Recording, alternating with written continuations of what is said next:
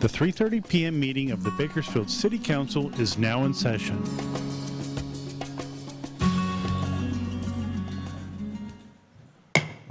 Good afternoon. It's my pleasure to call to order the 3:30 regular City Council meeting of September 13th, 2023. Madam Clerk, please call the roll.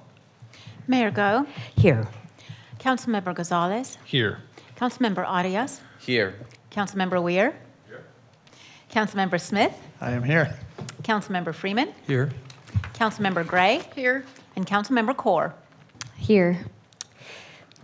In keeping with Council's resolution, the public statements portion is now divided into two periods. There's a period for items listed on the meeting agenda and items not on the meeting agenda. Statements for items listed on this afternoon's agenda are given a 2-minute time limit, 20 minutes total per agenda item.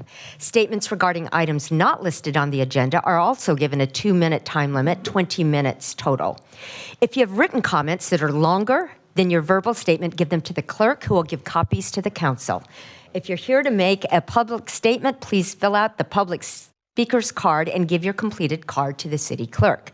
We ask that you mark whether you're here to speak on an item listed on this afternoon's agenda or in a matter not on the agenda. Speakers who do not identify a specific item will be presumed speakers for the non-agenda portion.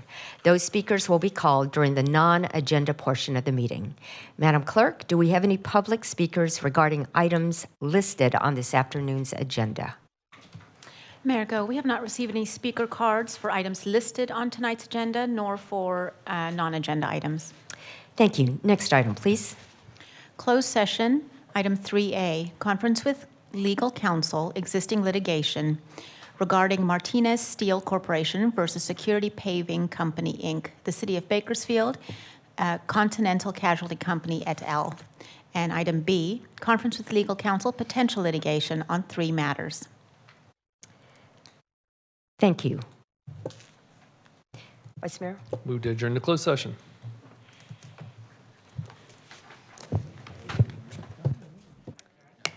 Rick. Re-adjourning from our 3:30 meeting, Madam City Attorney? Reconvening, that is. Thank you, Mayor. There were several items tonight on closed session. We dealt with the potential litigation matters first. There were 3 of those, and on the first potential matter of litigation, Councilmember Smith recused himself due to a source of income. Councilmember Core recused herself due to the appearance of impropriety. There was no reportable action on that item, nor any of the other 2 items of potential litigation on item 3B as in boy. On item 3A, the existing litigation, there is no reportable action. Thank you. Thank you. And with that, we stand adjourned at 5:24. Thank you all for your patience in waiting. We are sorry that we had to keep you waiting.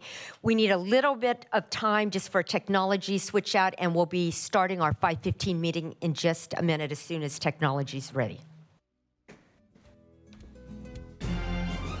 Welcome to the Bakersfield City Council meeting. This television broadcast is brought to you by the local cable companies, the County of Kern, and the City of Bakersfield.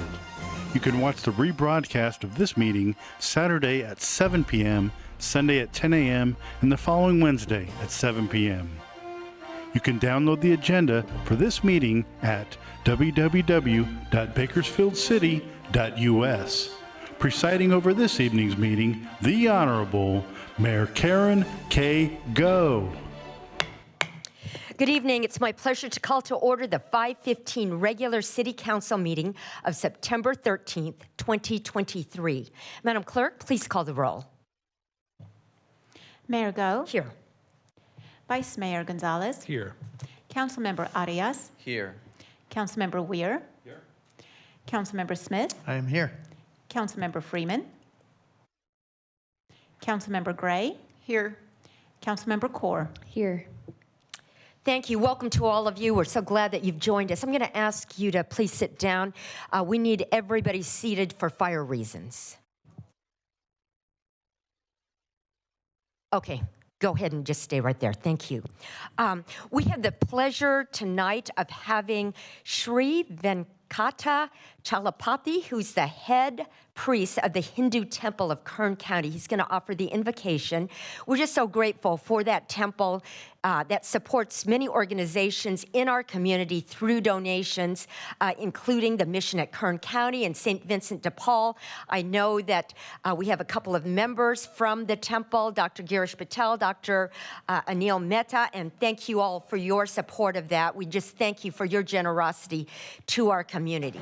Following the invocation, Braden Mendaburo, who's a junior at Liberty High School, will lead us in the pledge. He's one of my youth commissioner appointees, and he's ASB junior class president and is on the Liberty Aquatics team with a 4.3 GPA. Mock trial lead attorney, Madam City Attorney, better watch out. Mock trial lead attorney, which placed second in Kern County, and he's a debate national extemporaneous speaker and club treasurer. So we're just so glad that we have students of this caliber that are serving on our youth commission. Mr. Priest, would you now please come and lead? Would you all please stand?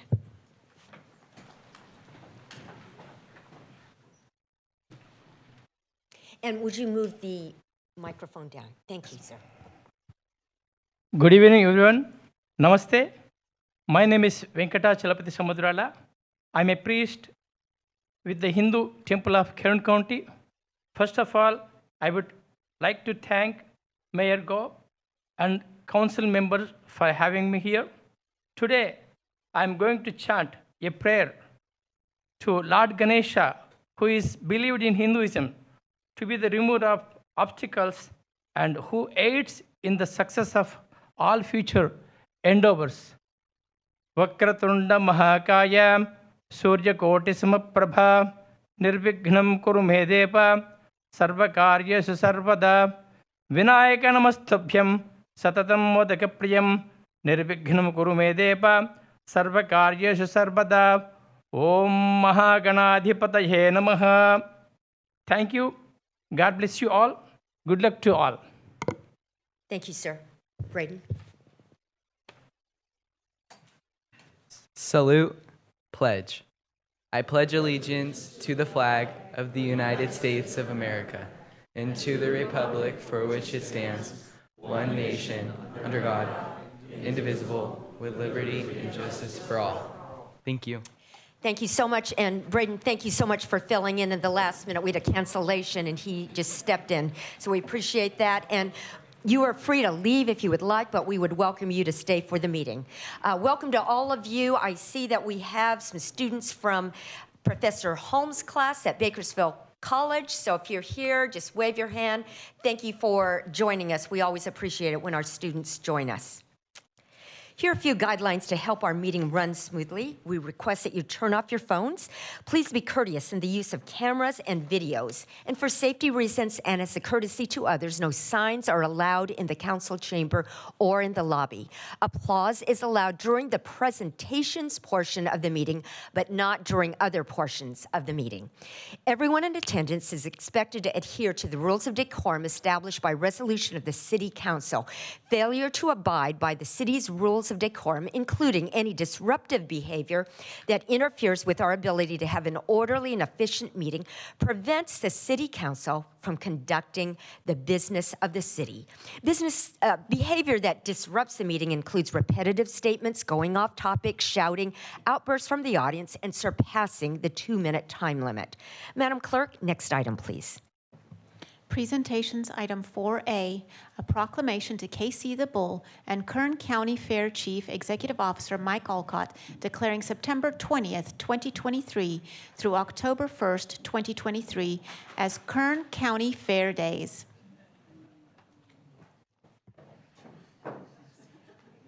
You are happy.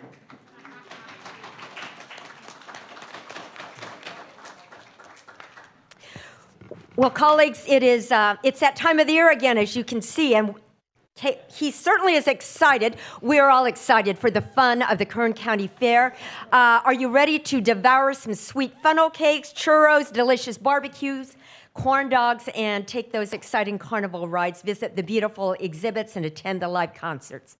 It's my pleasure tonight to read the following proclamation. The mayor of the city of Bakersfield, California, has officially proclaimed September 20th through October 1st, 2023 as Kern County Fair Days in our city in honor of the great Kern County Fair, in recognition of the visitors who will pass through the gates of the fairgrounds to celebrate the wonderful bounty of Kern County, in recognition of the visitors who will also enjoy the talents of our residents in this autumn institution, in recognition of the opportunity the event offers families to spend time together, in recognition of the continued support and outstanding efforts of our local businesses in our community, and in honor of this year's theme, Treat Yourself.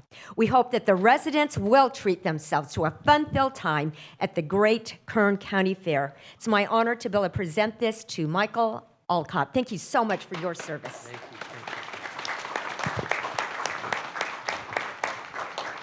Thank you, Karen, and thank you, City Council members and City Manager Clegg. Thank you very much for all that you guys do for us.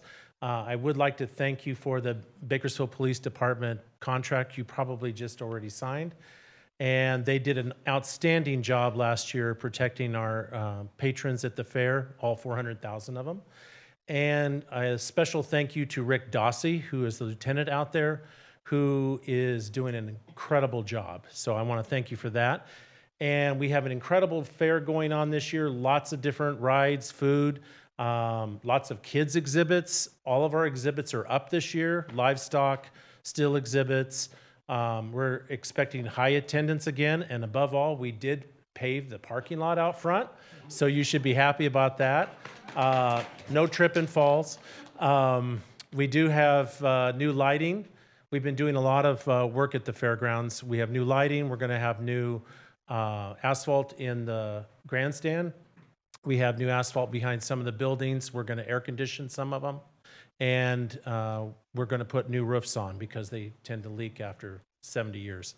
So we're doing some wonderful things out there. And again, thank you for all your support. I really appreciate it. Thank you. Thank you so much. Thank you.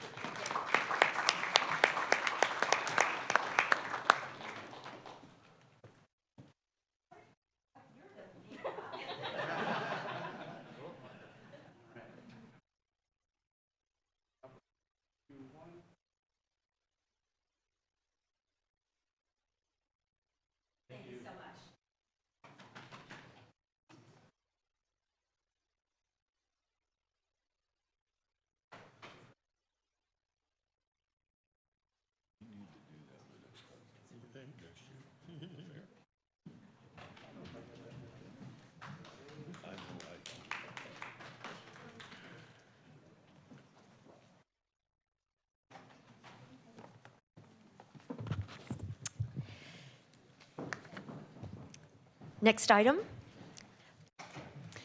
Public statements. Thank you. In keeping with Council's resolution, the public statements portion is now divided into two periods. There's a period for items listed on the meeting agenda and items not on the meeting agenda. Statements for items listed on tonight's agenda are given a 2-minute time limit, 20 minutes total per agenda item. The consent calendar as a whole constitutes one agenda item. Statements regarding items not listed on the agenda are given a 2-minute time limit, 20 minutes total. If you have written comments that are longer than your verbal statement, give them to the clerk, who will give copies to the council. If you're here to make a public statement, please fill out a public speaker card and give your completed card to the city clerk. We ask that you mark whether you're here to speak on an item listed on tonight's agenda or in a matter not on the agenda. Speakers who do not identify a specific agenda item will be presumed speakers for the non-agenda portion of the meeting. Those speakers will be called during the non-agenda portion of the meeting. If you're here on hearing items 9A through 9C, now is not the time to speak. You'll be given an opportunity to speak when those items are called later in the meeting. We're very interested and concerned with your issues. However, due to the public notice requirement of the Brown Act, the council can't take action when an item isn't on the agenda. The council can, however, refer your matter to committee or request that staff contact you. Madam Clerk, do we have any public speakers regarding items listed on tonight's agenda? Mayor Go, we have not received any speaker cards for items listed on tonight's agenda. Madam Clerk, do we have any items for or public speakers regarding items not listed on the agenda? Mayor Go, we've received 7 speaker cards for items not listed on tonight's agenda. The first public speaker is Peggy Rivera, followed by Dennis Fox. Thank you. And I just noticed that our Bakersfield pageant queens are here. They serve our community in so many different ways. I see them almost every day when we're at events. Thank you, ladies, for the service that you provide on a voluntary basis to our community. Ms. Rivera?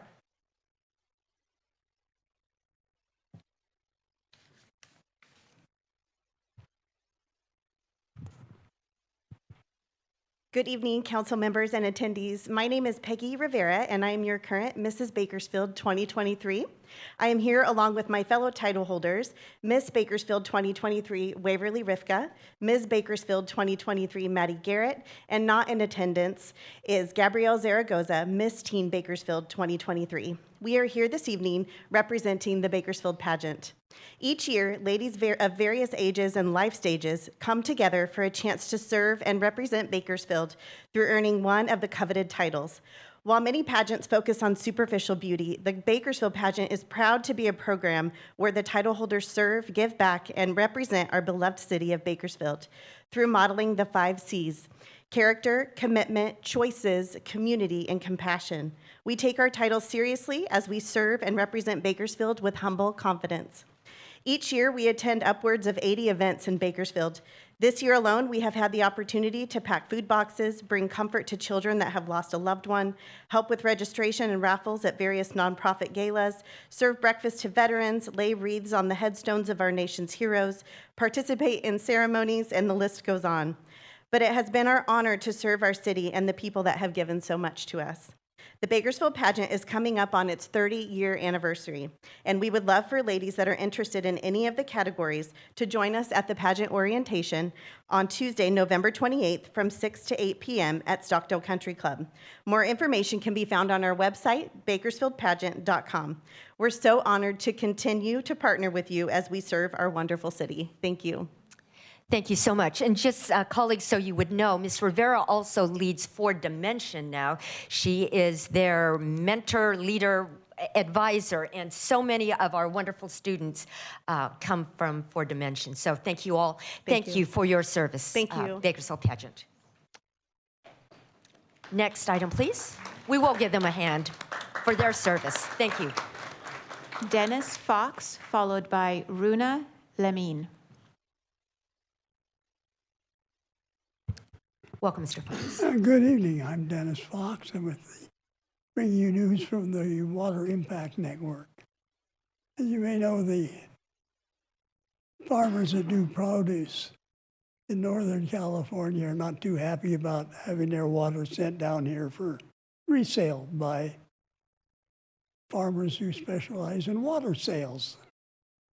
And there's a lot of bills coming up in the legislature regarding that. They're about to restart again. And it has to do with who's going to pay for the infrastructure. And they don't want to, they want to leave it here. So it's something you might want to look at and see, rather than have to come up behind, be at the front of the, whatever happens at the legislature. And also, this is my main point, the state water resources director has been giving grants. They were giving a lot of grants for demonstrations for houses. And that's something you might want to get a hold of. I thank you. Thank you, Mr. Fox. Next speaker, please. Runa Lemine, followed by Rich O'Neill. Sir, there's some seats up here. You're welcome to sit down, please. Good evening. My name is Runa Lemine, and I am the Vice President of the Democratic Women of Kern, and I'm in Mr. Gonzalez's ward.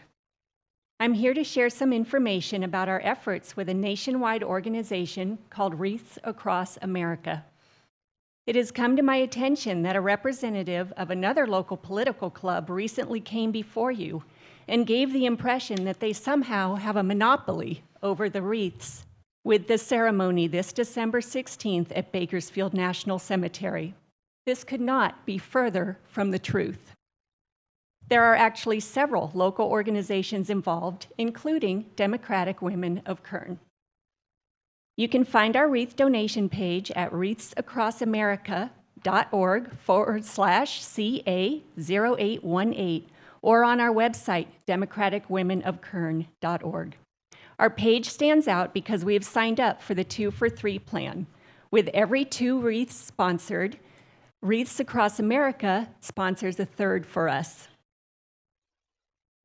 We at Democratic Women of Kern stand behind all veterans, and I'm sure you can agree that this should be a nonpartisan event, as every person buried out there in Bakersfield National Cemetery comes from all varied political parties and backgrounds. One issue that is contributing to the misinformation being circulated is that the site coordinator for this event has gone AWOL. Despite repeated attempts to contact this gentleman, if anyone knows Brent Restivo, we would be very, very happy to be put in touch with him. Apparently, this is not only our problem, but he does not contact other people outside of Democratic Women of Kern either. Thank you. Oh, and I have flyers for each one of you. Thank you. Thank you, Ms. Lemon. Next speaker, please. Rich O'Neill, followed by Clemma Moore.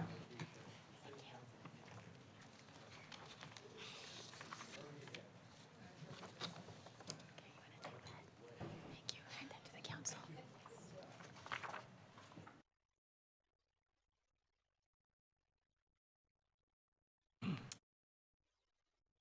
Welcome, Mr. O'Neill. Good evening, City Council members, Mayor Coe, and staff. My name is Richard O'Neill, and this evening I speak on behalf of the Kern River Parkway Foundation. The Kern River Parkway Foundation is asking that the city stop its downgrading and destruction of the Kern River Plan element. It's going to set us back 30, 40 years in the planning process of the parkway in our community. This Kern River Plan was accepted into the general plan in August 1985. After over 15 years of study, numerous public meetings, public input, and the work of city planners at that time, and then numerous updates until this moment. It was this plan, its goals, its policies, and its implementations that helped us to create the parkway as we see it today, and helped us to enhance, preserve, and protect the Kern River corridor through the city of Bakersfield. Now the city staff is downgrading the plan and absorbing it into other elements of the general plan. If this is done, the parkway's goals and policies will be lost into a deep abyss of bureaucratic logjam. We feel that the Kern River Plan should remain a self-standing element. As a standalone, it will maintain its focus and its strength. The River Parkway is a unique and beautiful gem which has specific needs and goals for the future. The current city staff has no experience before this time in developing a river parkway, but we do. We've done it, and now they want to reverse it. Mr. O'Neill. Please keep the believe you're- Kern River Plan as is. Thank you very much. Thank you. And Councilmember Smith. Thank you, Mayor. I just wanted to thank Mr. O'Neill for the 40-plus years of work that he's done on the Kern River Parkway. And to me, it is the jewel of Bakersfield, and I appreciate what you've done, and for what it's worth, I am in agreement with your statement. Thank you. Thank you, Councilmember Smith. Madam Clerk, next speaker, please. Clemma Moore, followed by Cynthia Worthy.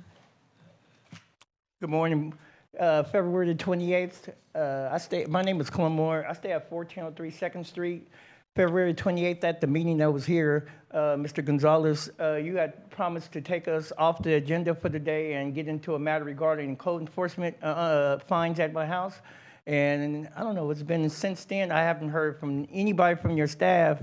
And you just told my mother that that you're going to have your staff get in contact us, but nobody's contacted me at all regarding the evidence or anything regarding this place. And yet I'm still getting, the fine is still there, and your co-workers, they're still, not co-workers, but code enforcers, they still park in front of my house or like across the street in an apartment facing my house.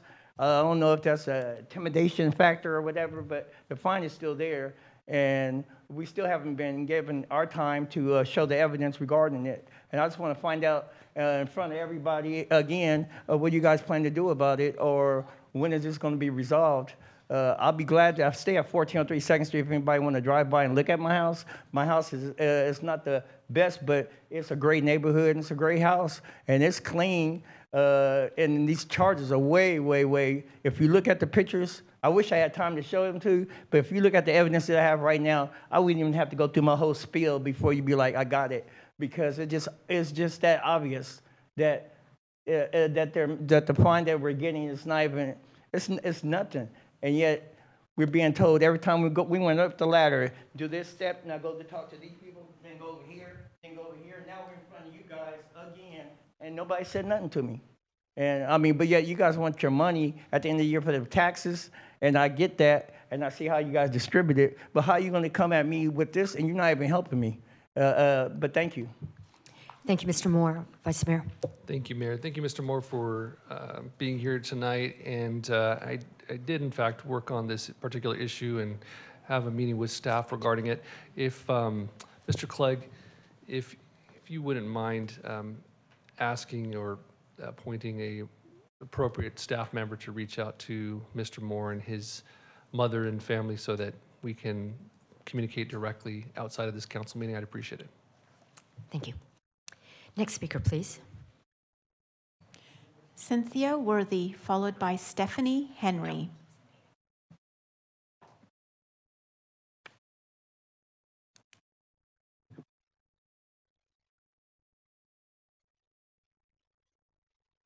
I'm yielding my time Good to evening. Clem Moore. I don't know if it's still needed at this time. But Ms. Worthy, he has already used his time, and so if you would like to speak for the next 2 minutes, you're welcome to do that, but he's already used his time. It's 2 minutes per speaker. I just basically back up what he was speaking on regarding the property at 1403 2nd Street and the fact that we hadn't heard from our councilman, Mr. Gonzalez, and we wish to get this resolved as soon as possible. And I yield my time back to the council. Thank you, Ms. Worthy. And Councilmember Gonzalez, the Vice Mayor, did instruct the City Manager to follow up, so they'll be having an offline discussion, and people will follow up with your family. Thank you. Madam City Clerk, next speaker, please. Stephanie Henry.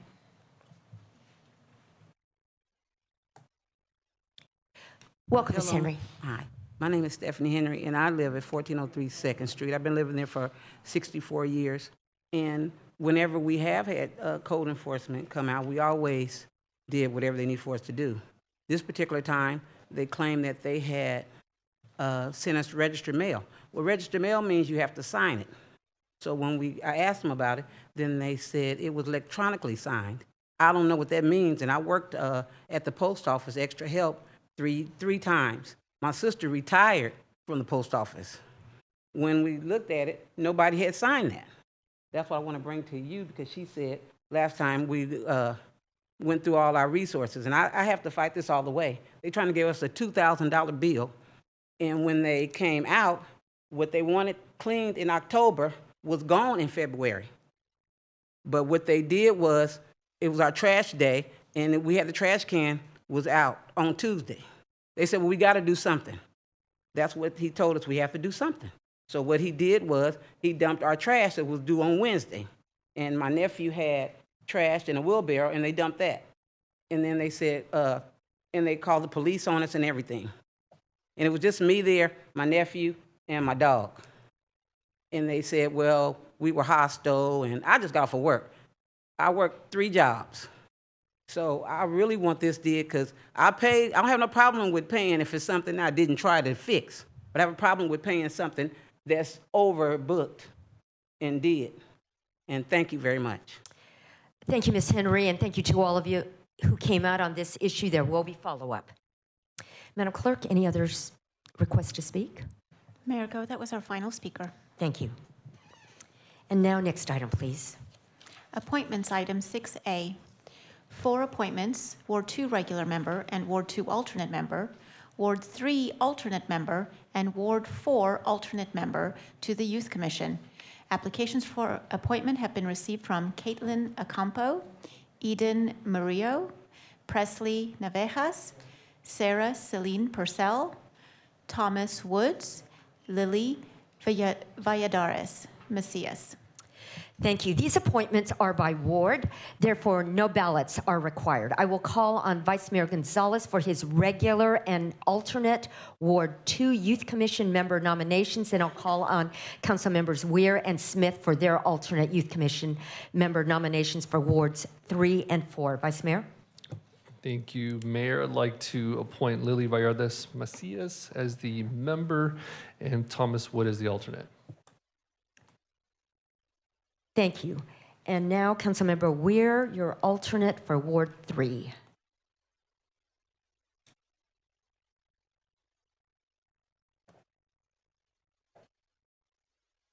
Well, my mic is not working.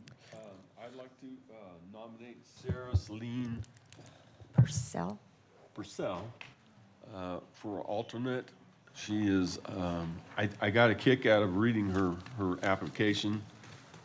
She is a Bakersfield Christian student. She's a 4.2 grade point average, and her occupation is business owner. I really like that because she sells eggs on the weekend at the farmers markets, and that's what my daughter used to do too. So that is my recommendation. Thank you. And now, Councilmember Smith, your nomination. Thank you. I'd like to nominate Caitlin Ocampo. Thank you. And so now we have the nominations before you. Vice Mayor? Move to approve all nominations. You have a motion. Please cast your votes.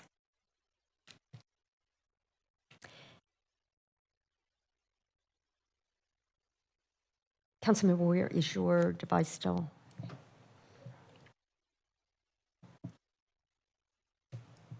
Okay. Aye. You working? Yes. Okay, good.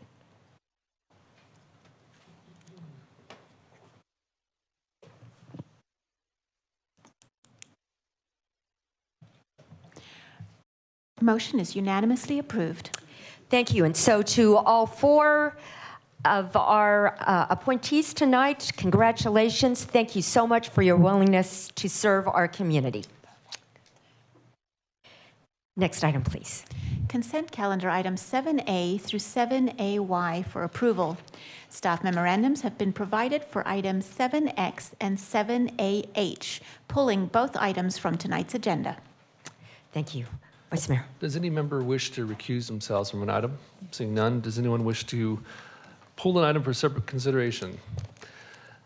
Hearing none, I'll move all items except for AA and AC, which I'm pulling tonight for separate consideration. Thank you. You have a motion. Please cast your votes.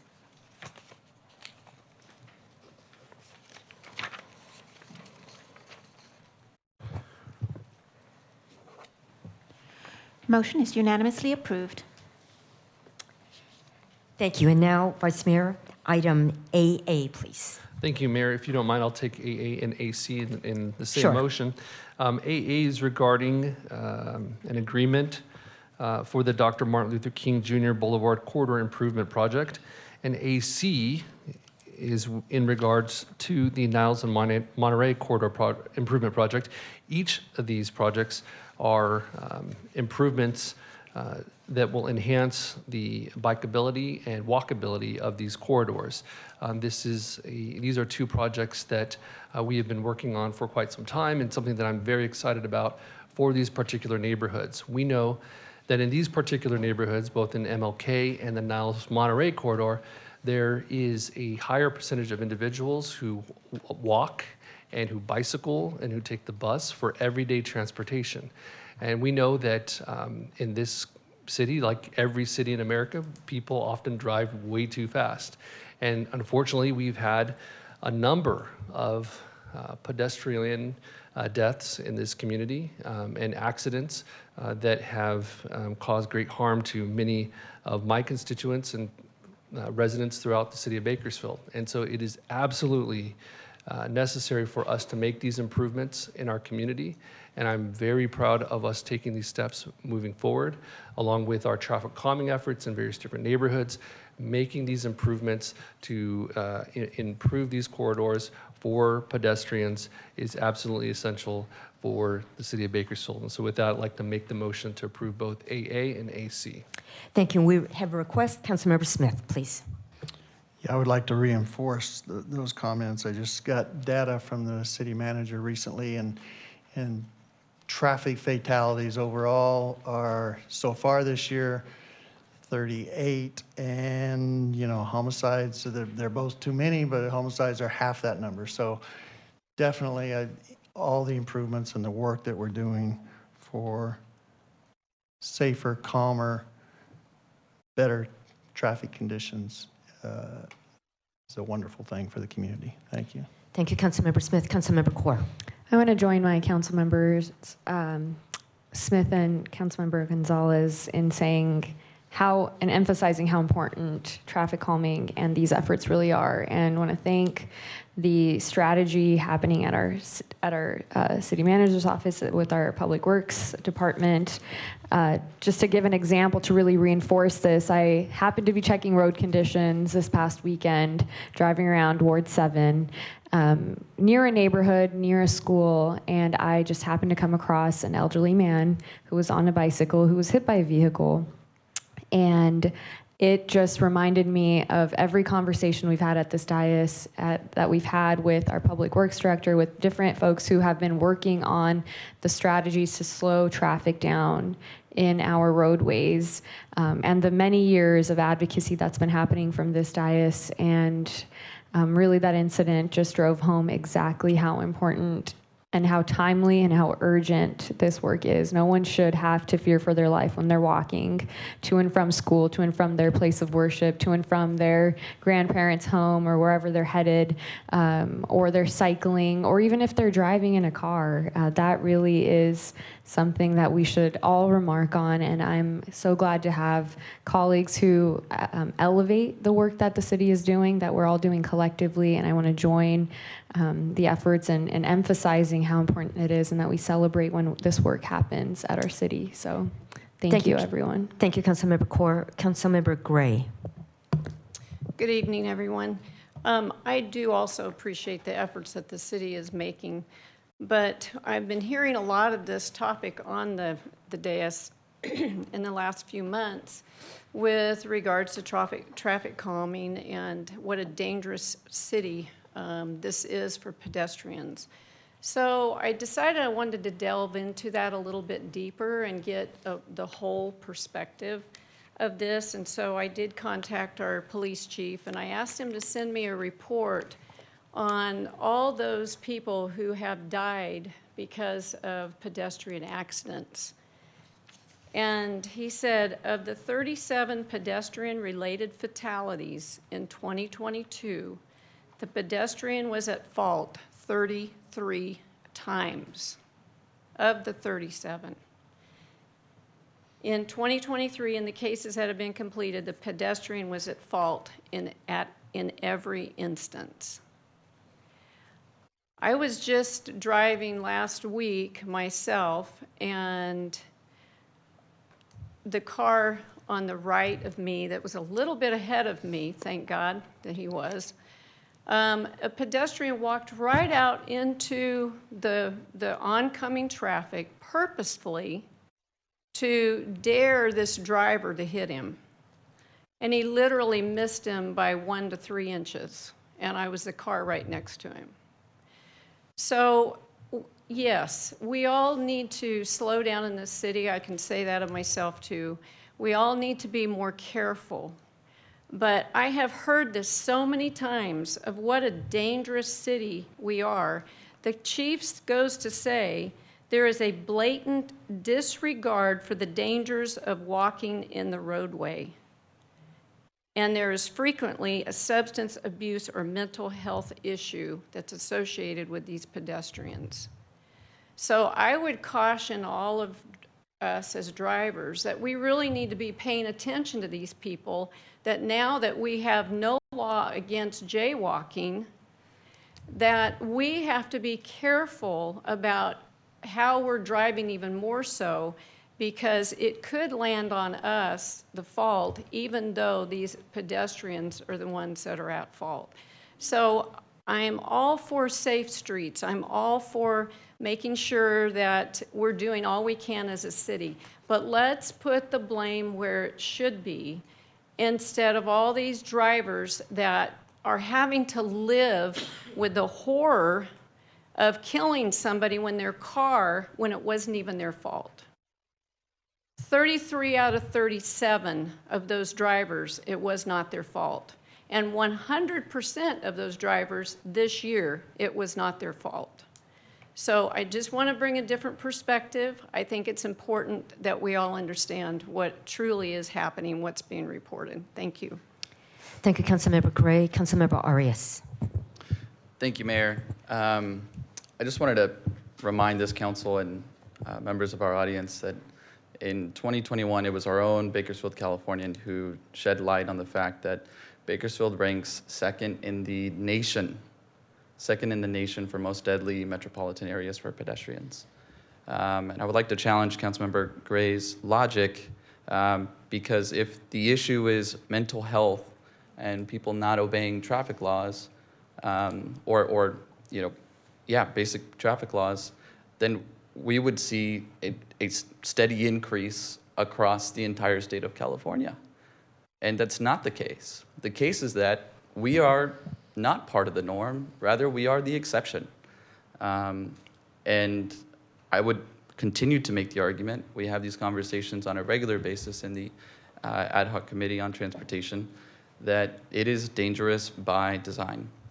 We do not create enough meaningful opportunities for bikers. We do not frankly have enough sidewalks, many of those in Southeast Bakersfield. There are students who still to this day cross Union, where drivers are driving 50, 60, 70 miles an hour just to get to school. And parents have to make the tough call, am I going to be late to work today, or am I going to risk it and allow for my students to walk across the street and risk their lives? Those are the types of decisions that are made on a daily basis. And I think that it is important for us to recognize that our leadership will be defined on what we are willing to tolerate. And I think at this point, this council is unwilling to tolerate this anymore. Thank you. Thank you, Councilmember Arias. Councilmember Smith.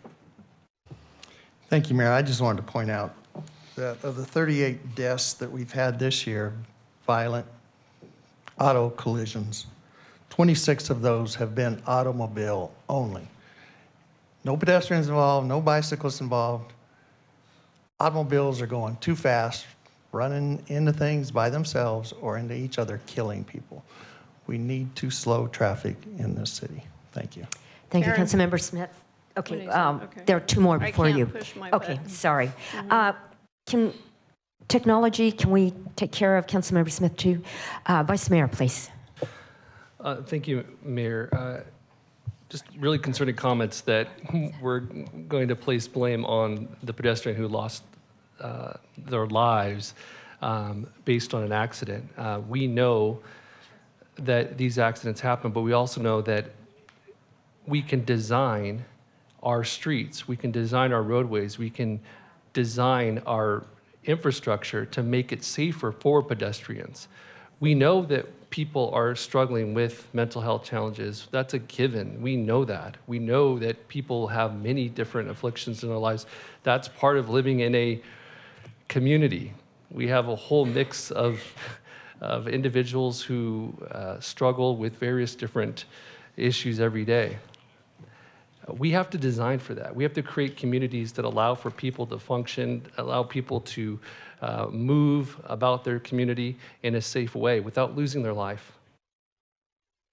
That's our responsibility. And so we can, say someone's to blame, someone else is to blame, but we need to also provide some leadership here in designing our roadways in a far safer way for all residents in our community. Thank you. And Councilmember Corr. To echo the points of Councilmember Arias and Councilmember Gonzalez, from this dais, from a point of leadership, I think we need to be very careful when we are saying things that sound like we're placing blame and fault with someone who has lost their life. And just as, for example, when a child is walking, an infant or a toddler is walking and runs into an adult, someone much larger than them in size, in physical size, we do not blame the child in saying, you ran into me, this is the child's fault. We know already that the child has less resources of physical ability, agility, of movement. We are way more aware as adults. We can see more because we're at a higher elevation as in height. In the same way, the same analogy can be applied to a vehicle and a pedestrian. One, yes, our roadways are not designed for everyone, and that includes pedestrians and the natural movement of the direction in which pedestrians move. If someone is crossing Union to get to their school, that means that is the path that is the easiest, the fastest, maybe the quickest. That is the route that they take to get to their school, because that is how we watch where pedestrians are going, the movement of the pedestrian, where are they going? Because they know their neighborhoods best. They know how to get there. They know how to move through their neighborhoods better than we do. But when we say that a pedestrian is at fault, and I would love if Chief Terry is here to come and give some insight into his comments as to what how we're putting blame on the pedestrian for being at fault, because this is not unique to our city. This is across cities. This is across the nation. This is actually across the world.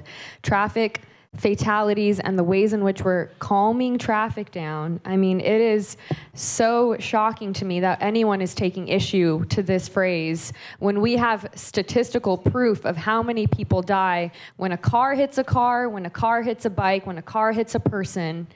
And having just witnessed, having been an eyewitness to one of these accidents, I cannot believe and I cannot explain the horror of seeing an elderly man being involved in an accident. And would I put blame on him? No, because he was taking the safest route home from his place of worship, from his child's home to his own home. And we are in a place of privilege to be able to now design roads, knowing how people are moving through our city and knowing that this is a demand and people are asking for this. I mean, you can look at 23 News, 17 News, the Bakersfield Californian. So many parents stand in front of their children's schools and beg nearly for safer roads and for their child just to cross right from in front of their school to where the cars park across the street, begging that there could be a crosswalk just to connect their neighborhood to the school so they don't have to drive their child across the street to the school, because they do not feel people drive even slow enough in front of a school. If a school cannot compel cars to slow down, then it will take really specific infrastructure and planning in order to slow cars down. And when we have initiatives like this come up, like I said, it's something to celebrate, because these conversations are actually, it is actually very diligent of our public works departments and for council to advocate for these things. So again, I just want to emphasize that when we, from this place of leadership, say that we are blaming someone or putting at fault with someone who has already lost their life for just walking, that is I hope, not something that we say from this council dais, because simply that is not okay. It is not okay for anyone to lose their life while they're walking, cycling, riding, driving within their car. We can make roads safer for everyone, and I think that is the goal, as far as I can understand. Councilmember Gray, and for any of you who have your vote screens up, if you need to speak, just signal. You're not going to be able to hit your button. Councilmember Gray. I am totally in agreement with some of the things that have been said here because I do not want to see any loss of life in our city. So I do not want to be misunderstood, Councilmember Carr, that I do not feel that I'm not compassionate towards those that have lost their life. That is an untruth. So I will set the record straight on that. I will be voting for this initiative, and I am in favor of traffic calming, but not to the degree that we are, let's put it this way. I want to see sidewalks in every neighborhood. I want to see schools protected in every neighborhood. I want to see those children that have to walk across Union Avenue protected, whether it's with right now with guards, if that's the best that we can do until we can take on these different areas one at a time and fix the problem. But we have got to, at the same time, be honest in our reporting, and I think my report from the chief of police is pretty honest in saying why these people are losing their lives. So I am encouraging us as drivers, myself included, that we do need to slow down. There's no doubt about it, Councilmember Smith. I totally agree with you in that. We are all in a society today that we're all in a hurry everywhere we're going because there's so much pressure on us. And that's something that we can all take on as an individual responsibility, that we're going to be more careful. But at the same time, I am cautioning, because of this report, that we need to be even more careful because people are blatantly disregarding the law as they are coming and going. And as far as I know, we have not had any school children killed by a pedestrian, a car, which that could happen. Definitely. But I don't want to be misrepresented that I am not compassionate towards those people who have died and that I do not see a need in our community for traffic calming. But let's keep it at a common sense level to where we don't have speed bumps all over our entire city. I don't think any of us would want that at all. So anyway, I appreciate you hearing me out. Thank you. Councilmember Corr. I would welcome speed bumps if it slows down traffic and if it means that there will be no more fatalities. I'll give you an example. A 3-year-old young girl died in my ward because somebody missed a stop sign and hit the vehicle that she was in. So yes, we do have younger than school-age children losing their lives in fatalities related to vehicles. And just like I shared with my analogy earlier, if a 3-year-old ran into me while I was turning the corner, I'm not going to blame the 3-year-old. I know that I'm at a higher height than the 3-year-old. As when I'm in a car, I should be able to see the road. I should be able to measure that.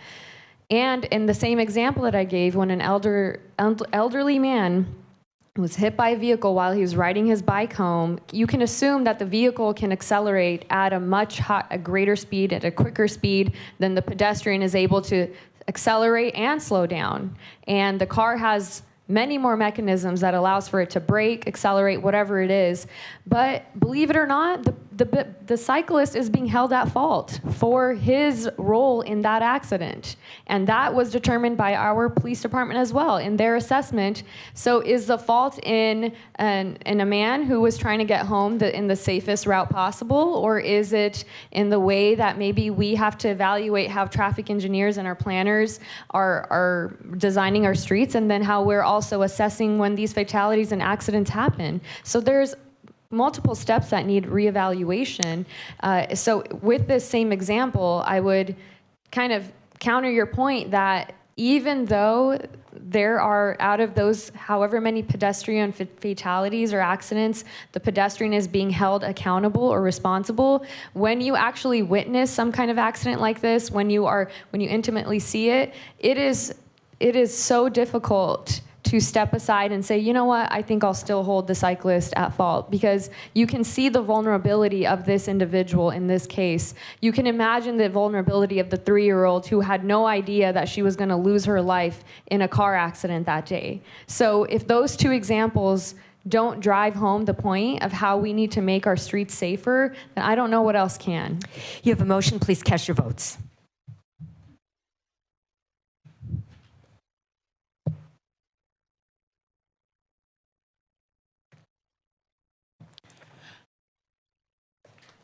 Motion is approved with Councilmember Weir voting no. Thank you. And for those of you who are here for the consent calendar, everything at this point in that block has been approved, so this would be the appropriate time. If you don't wish to stay for the rest of the meeting, this would be the appropriate time for you to leave. We'll just give you a minute to do that.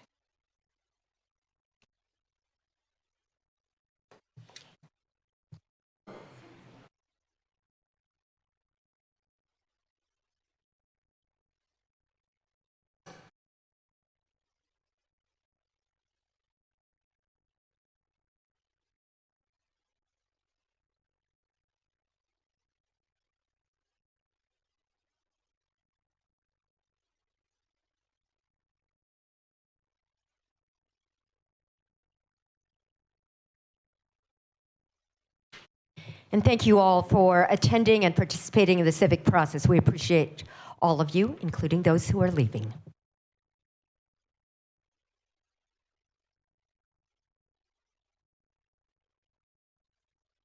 I'm just going to wait a minute, a little break right now.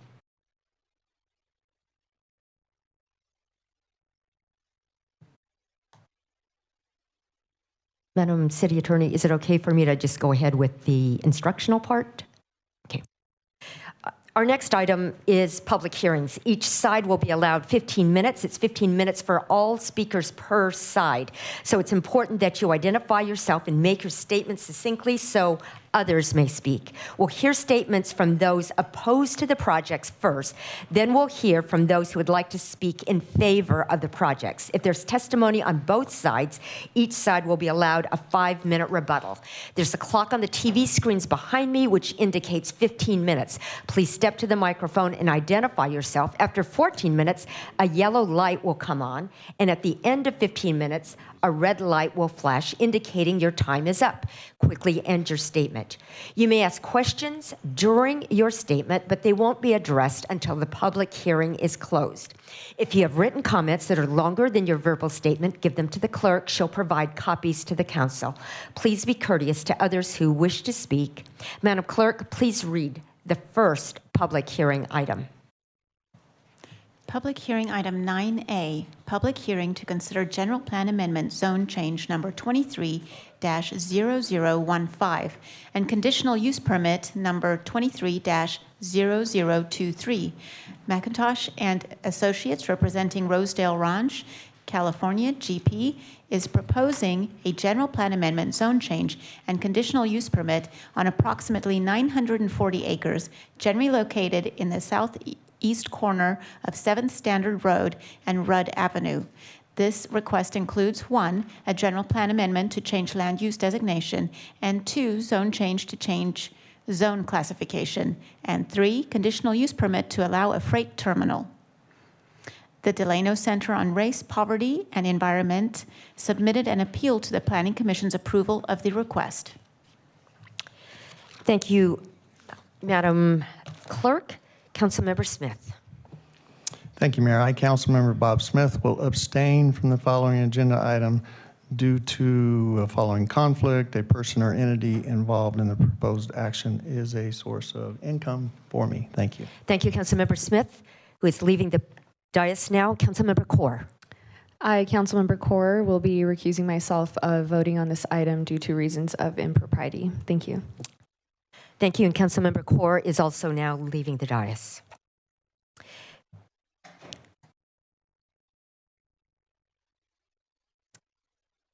Mr. Clegg. Thank you, Mayor Go. We'll have some brief comments from our Development Services Director, Chris Boyle. Thank you, Mr. Clegg. Madam Mayor, council members, the first item on tonight's public hearing agenda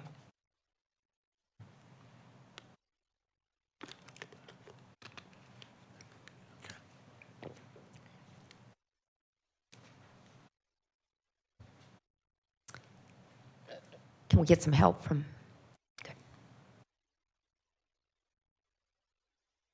Thank you. The first item on tonight's public hearing agenda, item 9A, is in fact, as noted by the city clerk, a general plan amendment, zone change, and request for conditional use permit. The location in question is 940 acres at the southeast corner of Rudd and 7th Standard. In looking at the area from a surrounding area perspective, council may recall a similar process that we completed last summer, where the property on the southwest corner of Rudd and 7th Standard was changed to a similar, went through a similar entitlement process wherein 700 acres were entitled as a freight terminal as well. The 940 acres in question this evening would complement the existing permitted use to the immediate west and better serve the Burlington Northern Railroad right-of-way, which butts that 700 acres. Zoning for the site is proposed to be M1. It's coming out of existing commercial, residential, and drill island zoning designations, proposed to be M1, which is the appropriate use for a freight terminal. And the existing general plan designation for also includes commercial and residential and would be changed to a light industrial designation. Your report notes several general plan policies that the project would provide consistency with. The conditional use permit is required in the M1 zone for a freight or trucking yard or terminal. In this case, the applicant wishes to expand upon the 700-acre entitlement and best capitalize on the location of this site along the Burlington Northern Railway right-of-way and the site's proximity to I-5, Highway 43, State Route 99, Highway 50, and similar uses, noting that the wonderful business park is located immediately north across 7th Standard in the fair city of Shafter.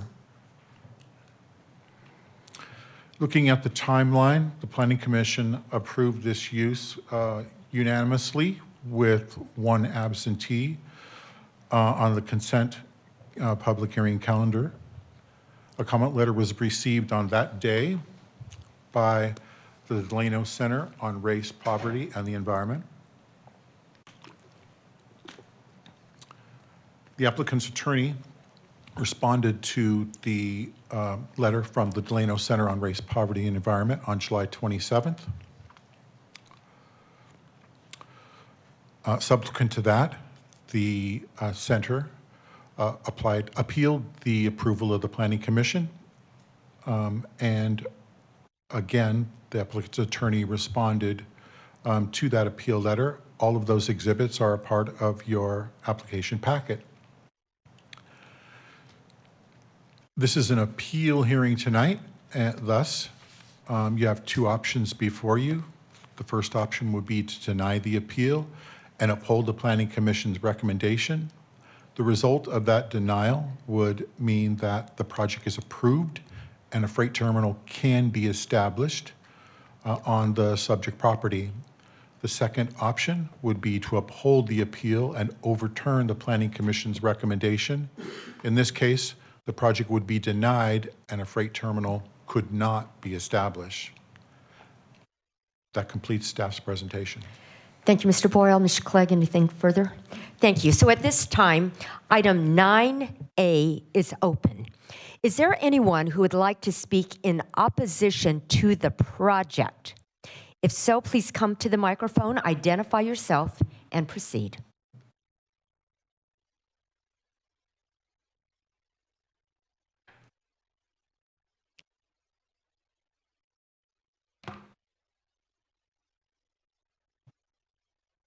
Welcome.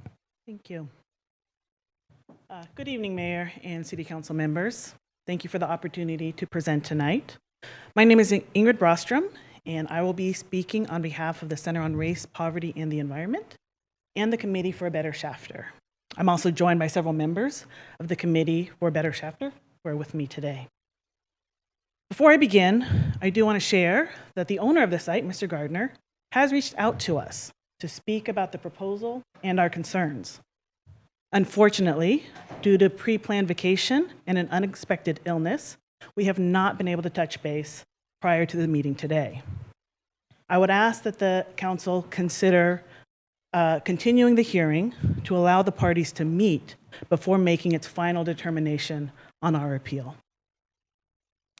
Next, I want to share a little bit about why CRPE and the Committee for a Better Shafter are concerned about this project, and more specifically, about warehouse development that is an anticipated land use for this property.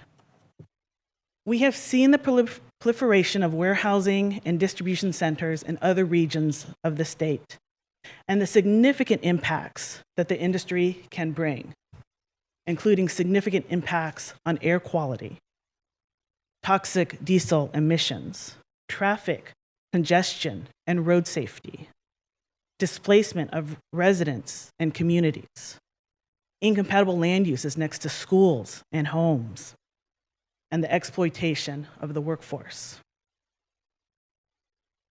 If this region and its municipalities are not careful and thoughtful in their overall approach to warehouse development, it risks replicating some of the same poor land use practices we've seen decimate other regions of the state. And we have already begun seeing more warehouse and distribution proposals coming into this region. At the same time, other regions are denying proposals and developing standards to increase worker and community protections for the distribution sector. We must protect against a race to the bottom, where industries, and often these are polluting industries, tend to target and congregate in areas that offer the least protection for residents and workers. Right now, proposals in this region are being reviewed and approved with no standardized protection measures, and there's no larger context or dialogue for the cumulative impact the sector may have on the region. Before we see more zoning for distribution centers approved, we must be proactive to ensure that best practices and standards are adopted to protect residents and workers before individual zoning changes are made. I would encourage the City Council to review the standards and approaches other municipalities are using to guide their decisions on warehouse development and consider adopting a warehouse ordinance mirroring what other regions are doing. Next, I'll cover the concerns members of the Committee for a Better Shafter have about this specific development proposal. The Committee for a Better Shafter has particular concerns with the proposed project because of Shafter's proximity to the truck routes and rail line that will be used to transport freight to and from the site if the anticipated warehouse development occurs.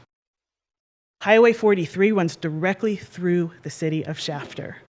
Many trucks already use this route and travel directly through the city, resulting in considerable impacts to local air quality, congestion, road safety, and parking.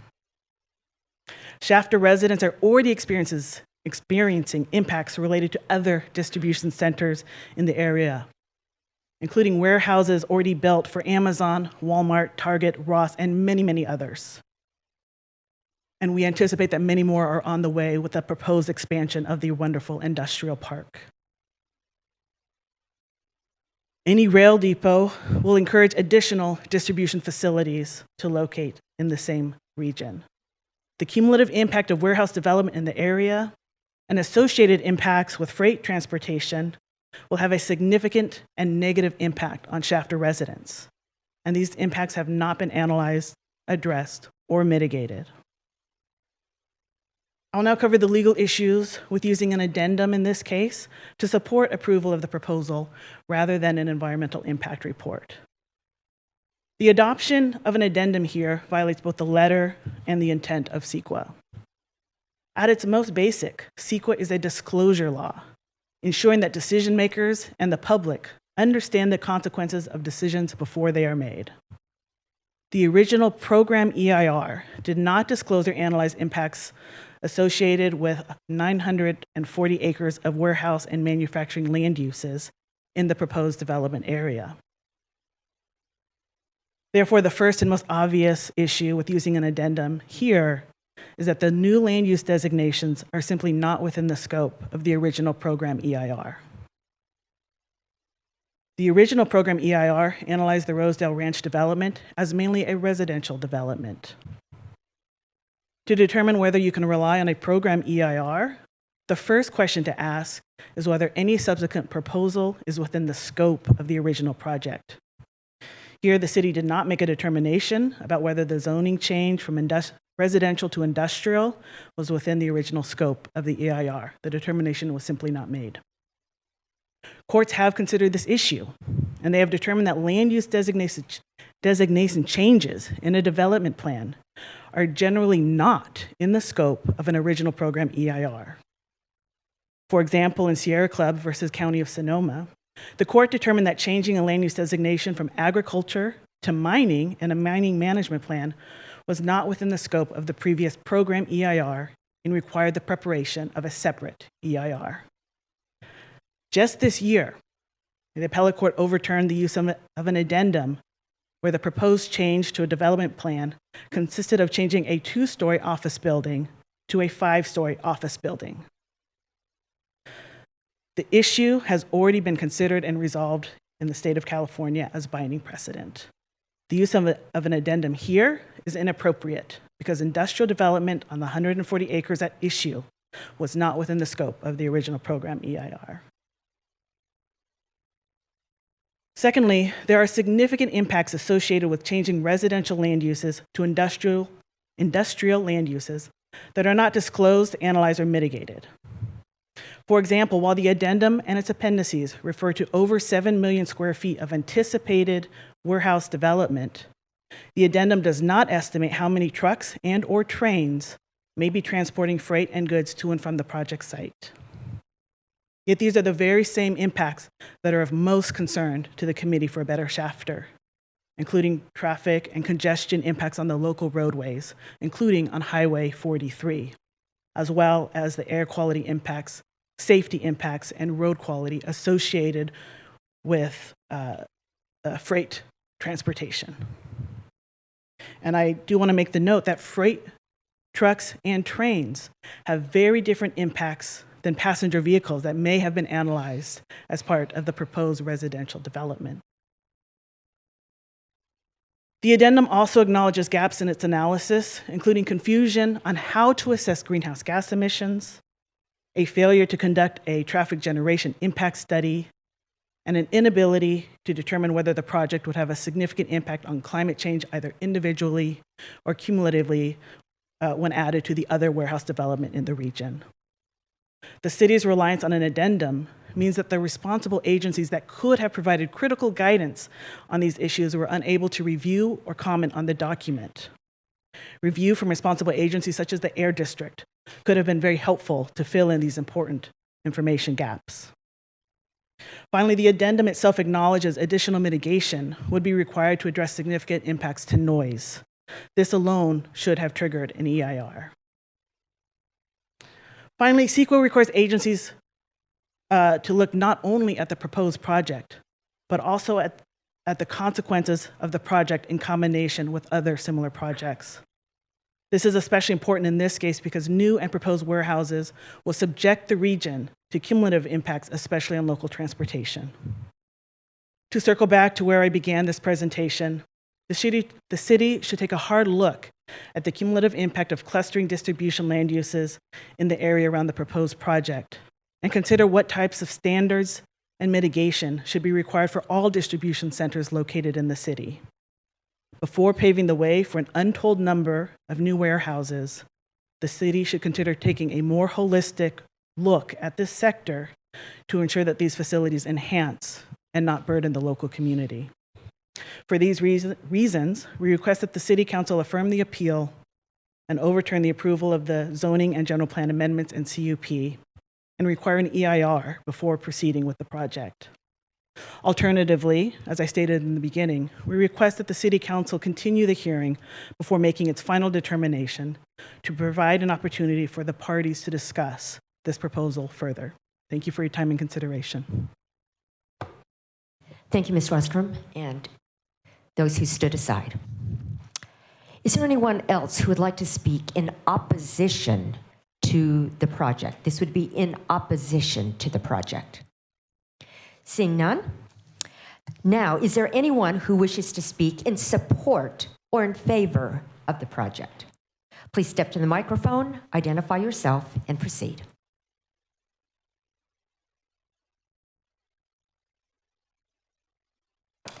Welcome.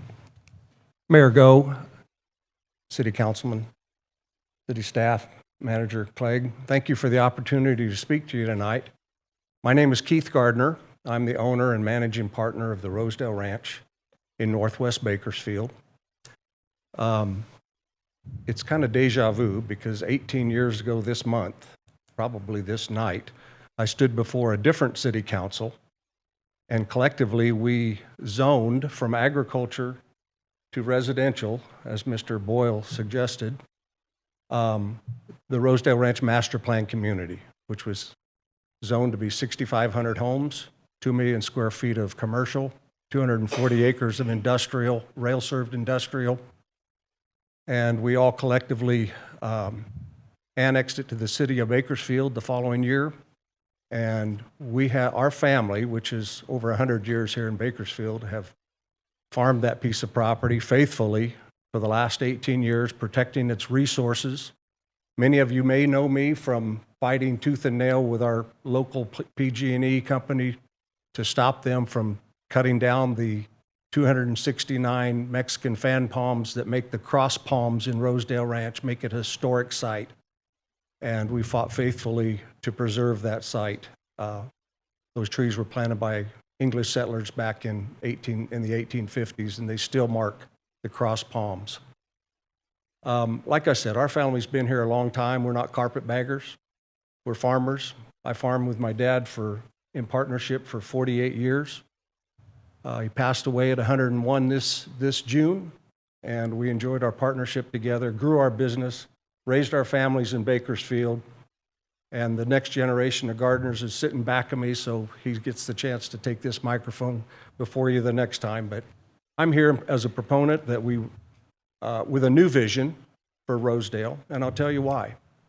Like I said, we faithfully have farmed that property all these years, waited for housing to catch up to that area. But frankly, it appears that housing would rather go to the southwest portion of Bakersfield. And so a new vision, which I'd like you guys to join me in, is to see that, and because of the surroundings, I mean, we're 700 acres right across the street from us is already an industrial park in Shafter. Demand for industrial property in the United States and the state of California is high. And I appreciate the comments that CPRE suggested tonight. And we'll get together. I've tried to reach out to them to get together and have some talks with them, but unfortunately we've been unable to get together. But there's a new vision for Rosedale, and that is to turn it to industrial, rail serve. Last year we rezoned 700 acres of it without opposition, unanimously. This year we have opposition. I know why, but that's another topic. But I would ask you that we continue to vote in approval of this rezone. And the need for industrial, particularly large parcels that have all the elements that we have at Rosedale Ranch, are in high demand. I'm an agriculturalist, farmed all my life. Quite frankly, agriculture in the state of California is in trouble because of the Sustainable Groundwater Management Act, legislation in the state, commodity prices, COVID, logistic problems, not getting our supplies out, and for other reasons. Another element in this county that we're all aware of is oil is in trouble. Our tax base needs to be more diverse. We need to bring different jobs, different types of jobs to Kern County, not just ag and oil. This type of project could provide for that. If we can attract the right developer, the right industry to come into Rosedale, it would be a big shot in the arm for the state of California, which supports this property. Our city supports it. City staff supports what we're trying to do out there. Collectively, we can do a big thing for Bakersfield. And that's what me, my family, our partners are trying to do something good for Bakersfield. Longtime residents, I'm a Bakersfield city person, born and raised, and we want to do something good for Bakersfield. This property has the ability to be a game changer in the state of California, in Kern County. Nowhere in the western United States is there 1,600 acres, rail-served industrial property. Nowhere. You won't find it anywhere. Not in California, not in Utah, Nevada, Arizona, anywhere. Rail-served helps clean up the environment. All the statistics and everything that we studied showed that changing to this project is better for the environment than the previous zoning of residential. So anyway, we ask for your support. Hope that you guys can see the vision that we project today, a different vision for Kern County, for Bakersfield, for the state. I'm here to answer any questions. We'd like to see a vote tonight. We don't want to adjourn this without a vote. We will get together with our opposition. Love to meet them. Made myself available for them. Anyway, I'd like to pass it on to somebody else. So thank you for your time. Thank you, Mr. Gardner. Welcome, Mr. Martin. Thank you. My name is Brandon Martin. Mayor Go, Vice Mayor Gonzalez, distinguished members of the council and city staff. This is the kind of project that, as a land use attorney, we dream of being able to work on. And maybe it comes once in a lifetime. This is a little bit like the LA Port, but the benefactor will be our community and the city of Bakersfield. I always like to imagine that some of the projects I come before you with, people I went to high school who are having hard times will be able to get jobs there and maybe live there. That's been true of City in the Hills. I have friends I went to high school with who do live in City in the Hills now. But this is very different. If you take a look at the opportunities for economic growth in a sector that we just really don't have those kind of opportunities for people, and Keith is bringing those opportunities here and he's doing his best.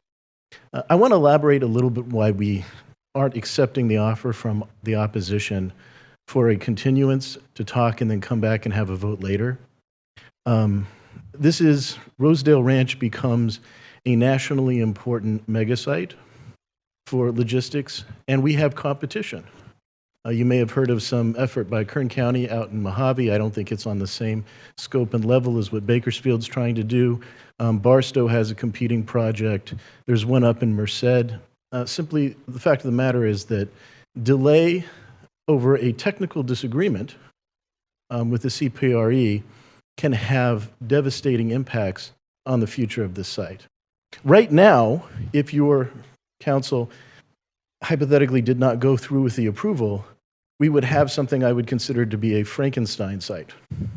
So we have a master plan community developed 20 years ago where the city has agreed by a development agreement that's binding to allow Keith, or if he wanted to sell to somebody else, to build a housing product that really isn't wanted today or isn't really feasible under conditions that don't really make sense anymore. And then we have a recently entitled right next door manufacturing and industrial center that's several hundred acres. And what I've been told over and over again is that you don't want to put the cement factory next to the houses. That's bad land use. I'm not sure why the environmentalists today aren't necessarily as concerned about it, but I know from talking to them privately they agree. You should make up your mind. What is the better solution or vision? And I'm very confident that when we sit down with the CPRE, that's what we will have, is an agreement that this is, frankly, what Keith had originally envisioned 20 years ago no longer has pencils out. It simply didn't happen. The path of growth residentially didn't go in this direction. But we do have, interestingly enough, the committee for Shafter showing up while Shafter is trying to increase the size of their warehousing, not too far away from our project. Bakersfield should be able to develop and have the economic impact that's very positive as well. There's a couple technical points I wanted to hit just because it's my job to do so. I'm not sure that they're terribly important. In criticism of our addendum, the CPRE mentioned that the noise study, that's the new noise study, suggested there should be mitigation. And that's true, that's an accurate observation. However, the already approved certified EIR suggested fundamentally the same mitigation. So it's not new mitigation that would trigger the need for an EIR. It's actually just duplicative mitigation mentioned in a new report. We already have warehousing entitled. I think there was this idea that this would be a drastically different vision for the area. It is a different vision than 20 years ago, but there was a very recent city council action that began adopting this. What we're really asking for is rail. Tonight you have a conditional use permit in front of you, and if you think about the environmental impacts of having a bunch of trucks serving warehouses or rail, what do you think your constituents are going to prefer on their roads? Right? It's been awfully hard to tell people in this community, hey, we decided that we would have a bunch more trucks ripping up the roads instead of allow there to be a rail center where we don't have those kind of environmental impacts. We have a traffic study, and because of the rail, we come in with fewer trips than we would have under the master plan community of Rosedale Ranch from 20 years ago. I want to reserve some time to be able to answer any questions or objections that come from the other side, but also just to emphasize, this is not just any project that's being envisioned, and it's also not the end. There will need to be millions of dollars in feasibility studies for a site like this. We will likely be working with our partners in the environmental community and the CPRE over several years to make this happen, but it's almost impossible to get investor support and interest and belief that our community is the right site for this without the council's support. So we urge you to become partners. Thank you. Thank you, Mr. Martin. Is there anyone else who would like to speak in favor or in support of the project? Seeing none. Now, is there anyone who wishes to rebut in opposition to the project? You have 5 minutes at this point.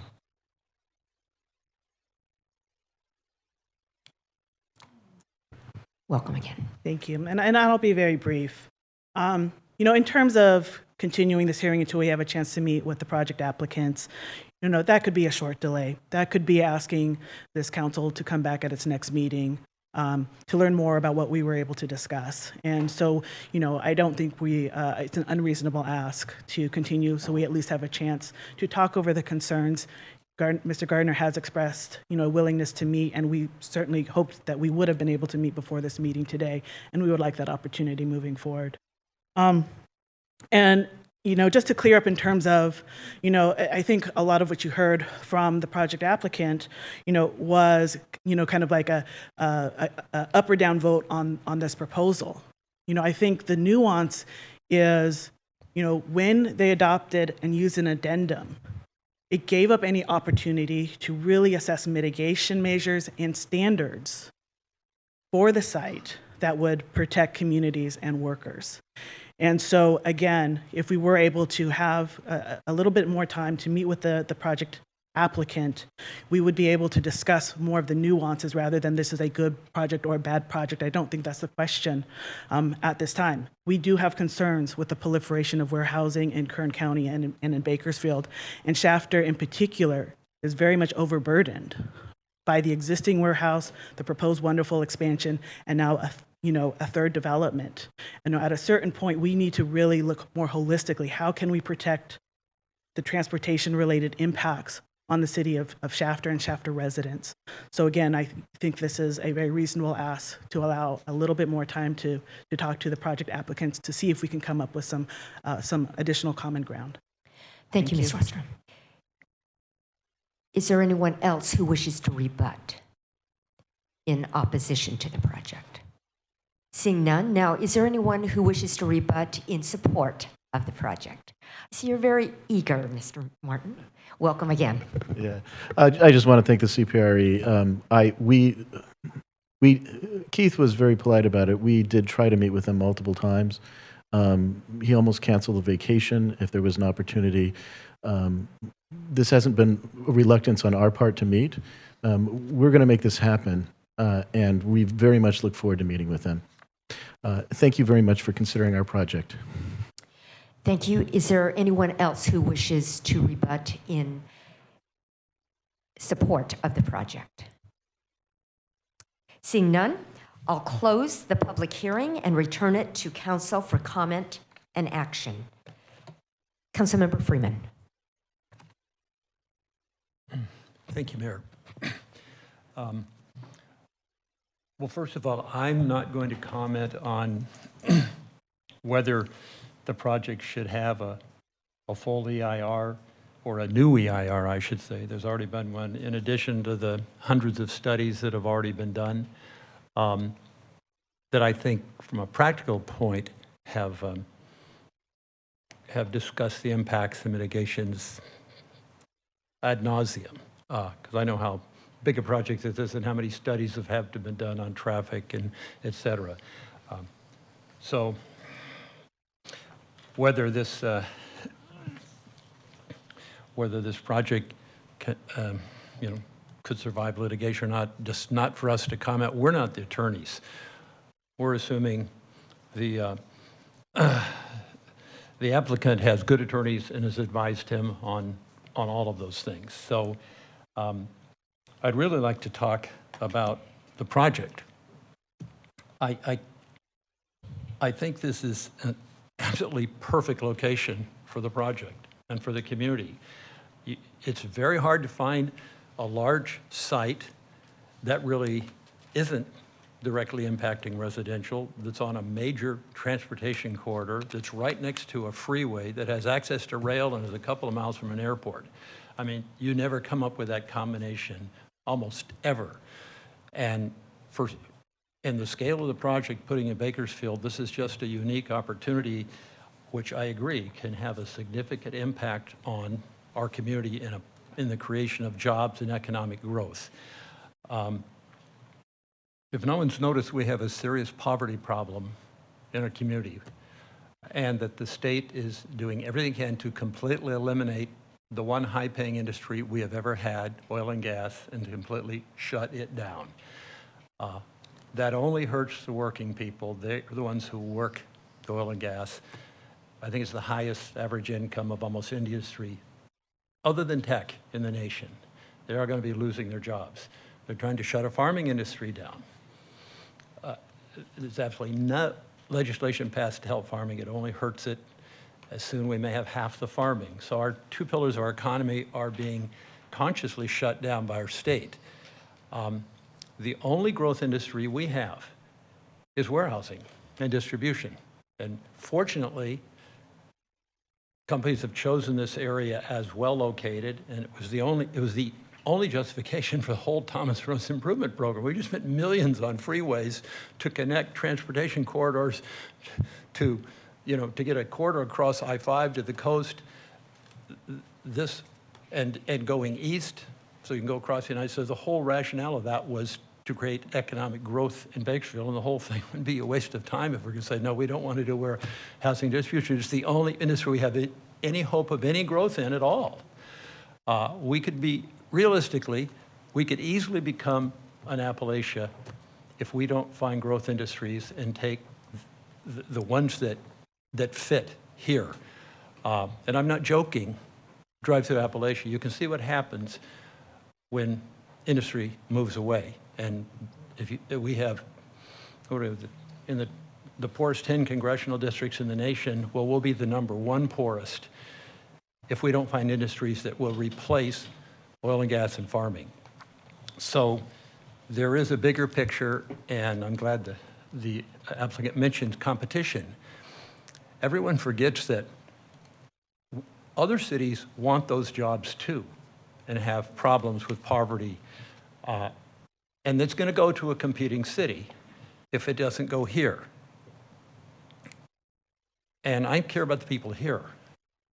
We always face competition. We usually lose to sites outside California because it's so difficult to do business here. But this has a unique location, and I just hate to see us give this away to another city and increase our problems here. So I'm just totally supportive of the project. I think it's great economic growth. I think location is outstanding. And I would, having been through many master plan communities, huge ones, and dealt with opposition my whole career, to avoid lawsuits in, I won't say every case, but in many cases, we were able to meet with people and sit down and ask them, well, what are your concerns? Maybe we can find ways to satisfy those concerns. We can find mitigations, but we can work with you. We did a major agreement on the biggest master plan ever in Bakersfield, the West Main Pacific Plan, expanding Seven Oaks. It's a totally walkable community. It's as good as any new one in the nation. We sat down with Sierra Club and we worked out our differences so there'd be no lawsuit, and they come down and speak in favor of the community all the time. But that's what makes things work. And I would hope that the two parties can get together and find ways that they can compromise on some things and find some mitigations, because that's what moves us forward. Killing jobs and bringing poverty to Bakersfield doesn't solve any problems at all. So I'm in support of this project. Thank you. Thank you, Councilmember Freeman. Vice Mayor. Thank you, Mayor. I just want to thank the Center on Race, Poverty, and the Environment and the residents from Shafter, the Committee for a Better Shafter, for being here tonight and for your advocacy work. Certainly there are many issues that you advocate for that are a benefit to all of us in the community, and in particular to those people who are disproportionately impacted, particularly many of the constituents that I represent in many of our disadvantaged neighborhoods in Bakersfield. So I just want to thank you for all of your work and do that publicly. I will concur with Councilmember Freeman. We have a larger challenge ahead of us as a region in providing good quality jobs for our residents and being able to attract new industries and build and rebuild a regional economy so that we can seek prosperity in the future. And I think this is a project that helps us move towards that goal. And I, for many reasons that Councilmember Freeman stated, am in support of this effort. And so with that, I'd like to make a motion tonight that the council deny the appeal and approve the general plan amendment, the zone change, and the CUP. Thank you. I don't see any other requests to speak. You have a motion. Please cast your votes.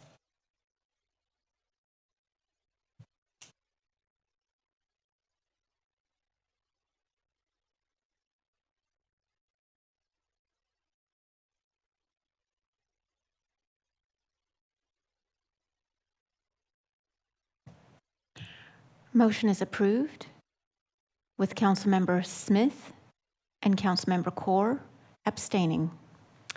Thank you. Let's take a 10-minute break and come back at 7:11. Thank you, everyone.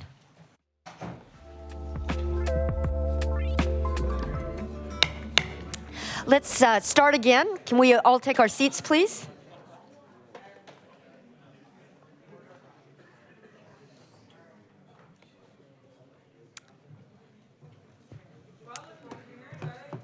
Would you all please sit down? We're ready to start now.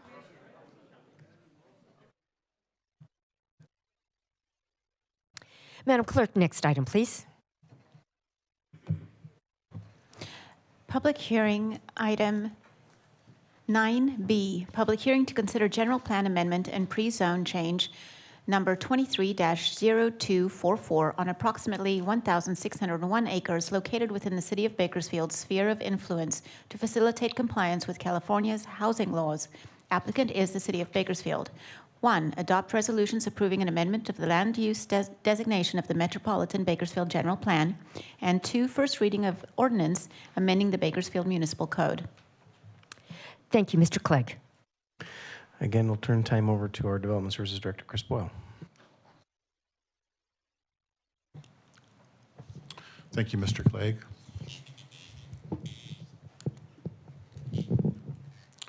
Mayor, Council, our second item on tonight's agenda, public hearing agenda, is a general plan amendment and pre-zone to facilitate compliance with California housing laws. A quick background: since 1969, California's required all cities and counties to adequately plan to have sufficient housing. And along with that, the cities must plan and adopt plans to provide opportunities for and remove constraints from housing development. This provides the private market opportunities to satisfy demand. Cities and counties meet this requirement by adopting a housing element, and the city is in ongoing efforts to have an adopted housing element as part of their general plan, which we'll bring to you prior to the end of the year. The housing element needs to include an inventory of land suitable and available for residential development based on a set of factors that are provided by the State Department of Housing and Community Development. One of those factors is the preparation of a vacant sites inventory consistent with a regional housing needs allocation, which is assigned and allotted by the state of California and then distributed amongst municipalities, both unincorporated areas and the 11 cities of the county, as part of the regional housing need allocation, and that's inclusive to the 6-cycle housing element. As a refresher, the 6-cycle housing element for the city of Bakersfield assigns 37,461 units distributed across 4 income brackets, and ultimately accounts for 65% of the total housing production in the county of Kern. The final HCD RENA determination assigned to the city by Kern COG, when we broke that down into those 4 income brackets, provides for 18,211 low-income units, which is 76% of the total RENA allotment for the county, and a 19,250 market rate units, which is 57% of the total allotment for the county for those income brackets. Again, a total of 65% total RENA assigned to the city. When we went and looked to create a vacant sites inventory that satisfied those housing units, we looked hard, and if you have explored the city's draft housing element, you'll find that there's 5 maps for the 5 regions of the city, downtown, and then the 4 compass quadrants, northwest, southwest, northeast, southeast.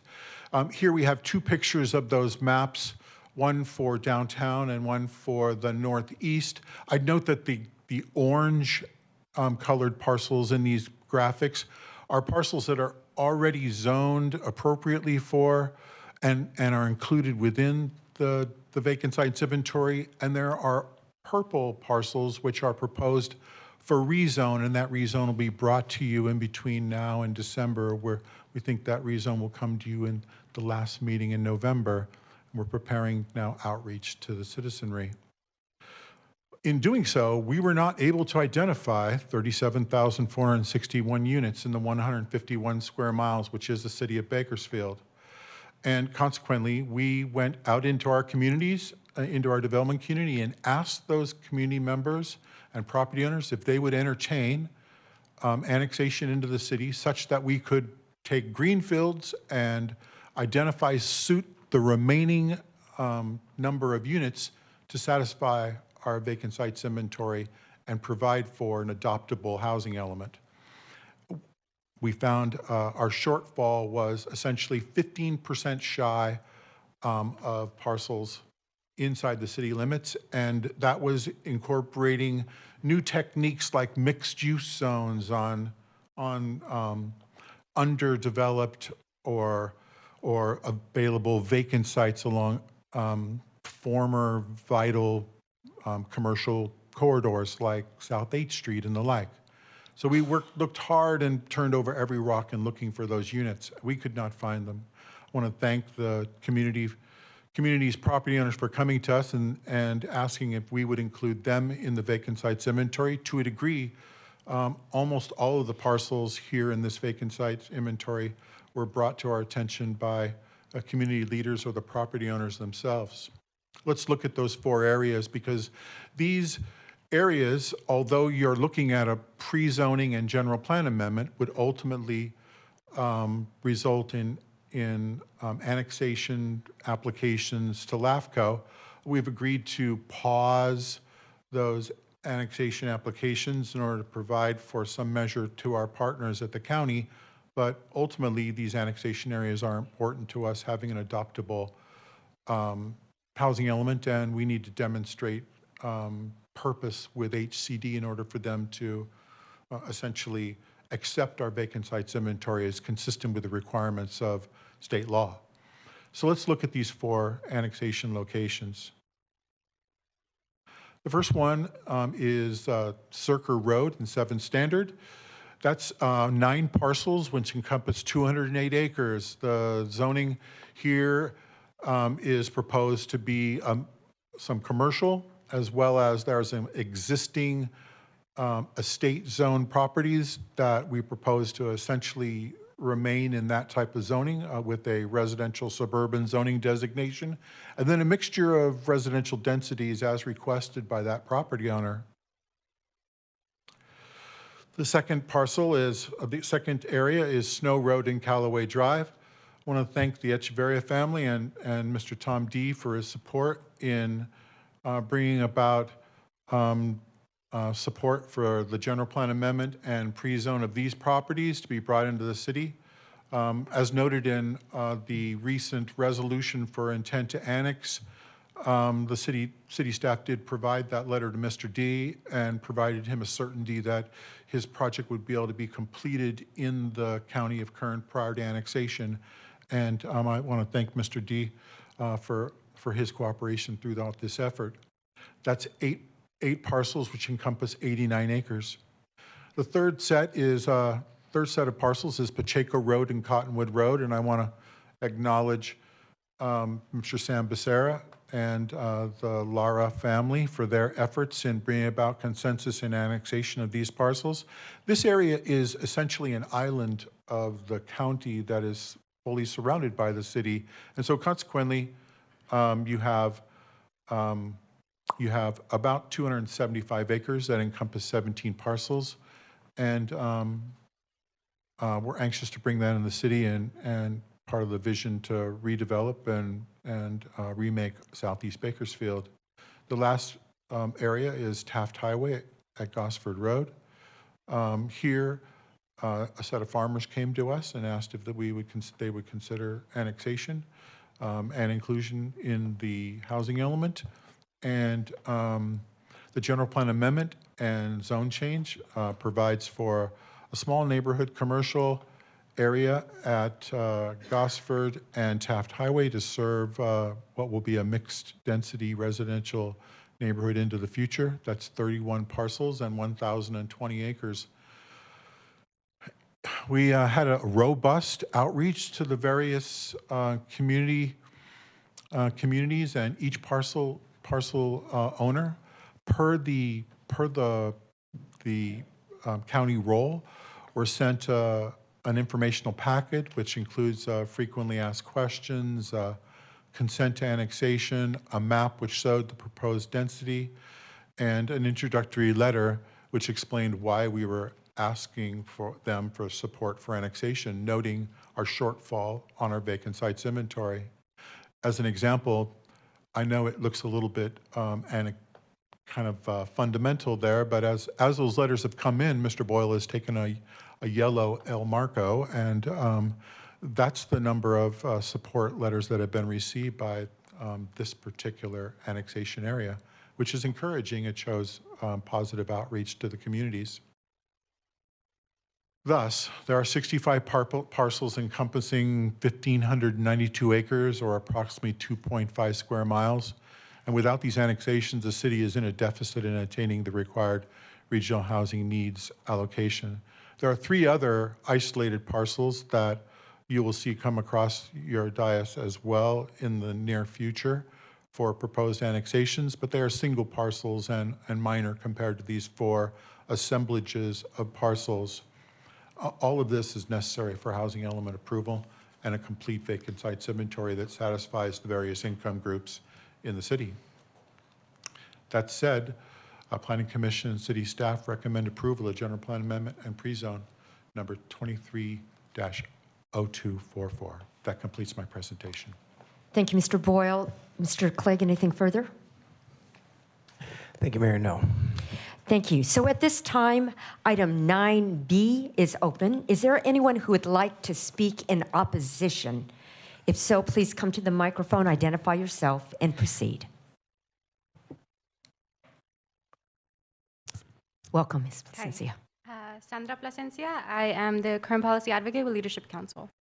Leadership Council for Justice and Accountability is concerned the city's plan for annexation fails to affirmatively further for housing. While we are always supportive of rezones aimed to bring more affordable housing into the city, we stress that affordable housing must be placed in areas of opportunity, in areas where residents have access to amenities and resources like grocery stores, clinics, schools, and much more. The current pre-zones tonight are surrounded by agriculture, oil fields, and near major transportation highways and roads. Under Appendix D of the housing element draft, the city identified pesticide usage to be a constraint, specifically to southeast and southwest Bakersfield. We cannot keep placing affordable housing units next to areas that host no resources or harm the community. We remind the city that it has a duty to affirmatively further for housing, and placing sites in areas with no resources would fail to abide by AFFH.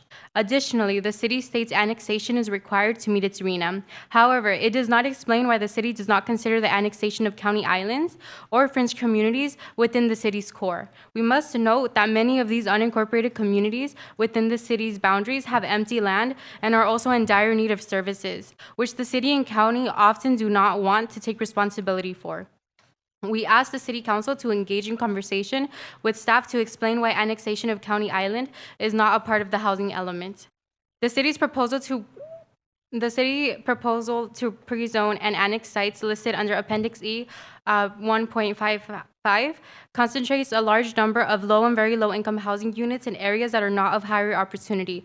For example, 417 lower income in the area of Callaway and Snow, 600 lower income units on Cottonwood and Pacheco, 2,586 lower income units in South area, and 300 lower income units on Zerker and 7th Standard area. The city should revise the plan to diversify the site selection for the homes it plans to annex to ensure that its site selection affirmatively furthers for housing as required by state law. Furthermore, the city intends to create and designate R5 zoning for very high-density multifamily housing in the proposed annex sites. These actions constrain the development of affordable housing presented by high density. The city has not provided any evidence of being able to develop affordable housing at that capacity, nor has the city realistically assessed whether they could develop at that capacity, particularly in the terms of the costs associated with that development. Which the city should do as required by Government Code Section 65583A5. Moreover, concentrating low-income and very low-income housing in one area limits the ability for developers to secure funding to develop affordable housing units, such as a tax credit allocation committee, since citing a majority of affordable units in one area makes it less likely that developers will be able to secure the funding they need to develop affordable housing units. As noted, the city should diversify the siting of the housing to be created in the proposed R5 zone to ensure realistic opportunity to develop affordable housing to meet the lower income RHNA over the planning period.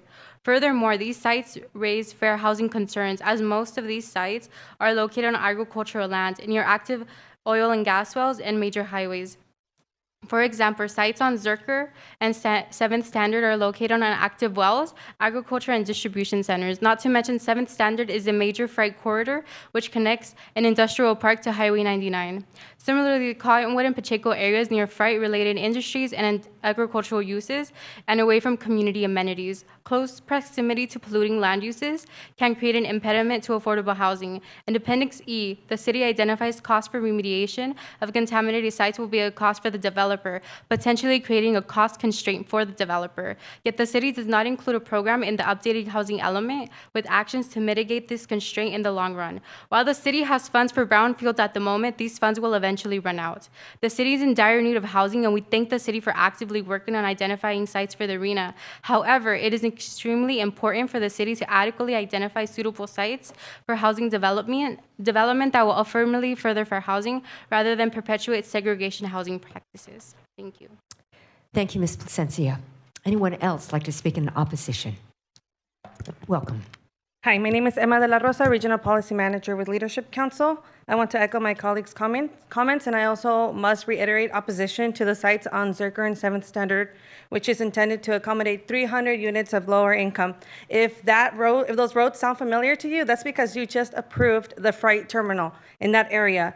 So that means that your approval of these sites will be an extremely poor land use decision, as these two different sites are not compatible. You would be putting industry next to residential, not to mention lower income residential. Your approval of these sites will go against your obligation to affirmatively further fair housing and the Fair Employment and Housing Act. Your approval of these sites will continue the same patterns of segregation and discrimination. Not to mention, many of you just made a commitment to safe roads. In approving these sites, again, for lower income communities, will go against your commitment for safe roads, given the fact that these are, again, lower income housing right next to 7th Standard, which I'm sure you all are very familiar with. I'm sure you know that that's not a safe place for anyone to be crossing across the street. So again, I want to reiterate the opposition to that, and I would like to show actually the map of the project site that you just approved and the site that you're considering today. I'm not sure how you work this thing. Is it on? And staff helper?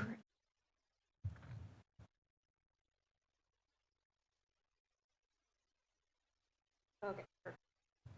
So this shaded area right here is the site that you just approved for the freight terminal. And this little one right here is the Zerker and 7th Standard area, which is intended to accommodate 300 lower income units. Thank you. Thank you, Ms. De La Rosa.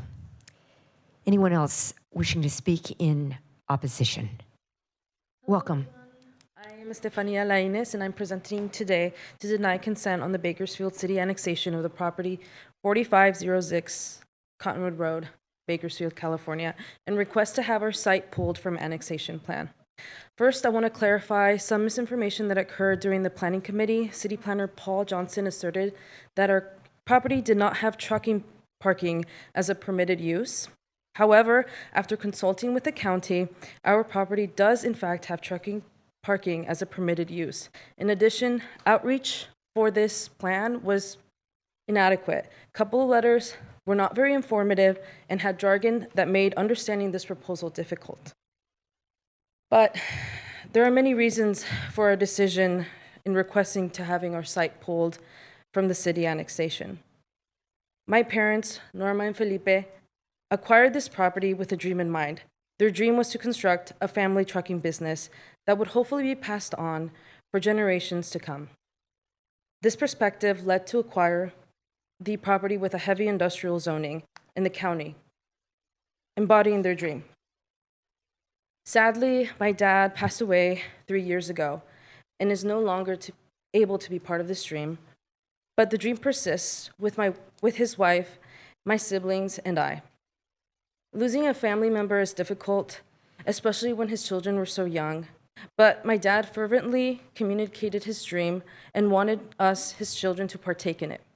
To strip away the heavy industrial zoning would not only erase the remnants of our departed patriarch's aspiration, but also deny the potential benefits that could have been realized, resulting in a profound injustice. We thus implore you to take into consideration the depth of the sentiment and enduring commitment that we have intertwined with this property. Our appeal is rooted not just in the physical space it encompasses, but in the intangible legacy that it embodies for us.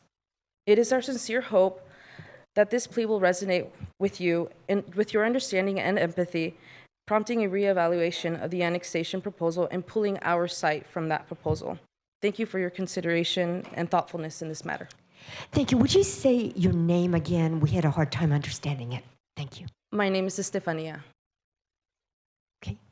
Clerk, okay. Welcome. Hi, my name is Felipe Lainez, and in addition, this is not for the area on Pacheco and Cottonwood. This is not a suitable area for dense housing. There are considerable public health concerns such as air pollution and safety concerns for potential housing in this area.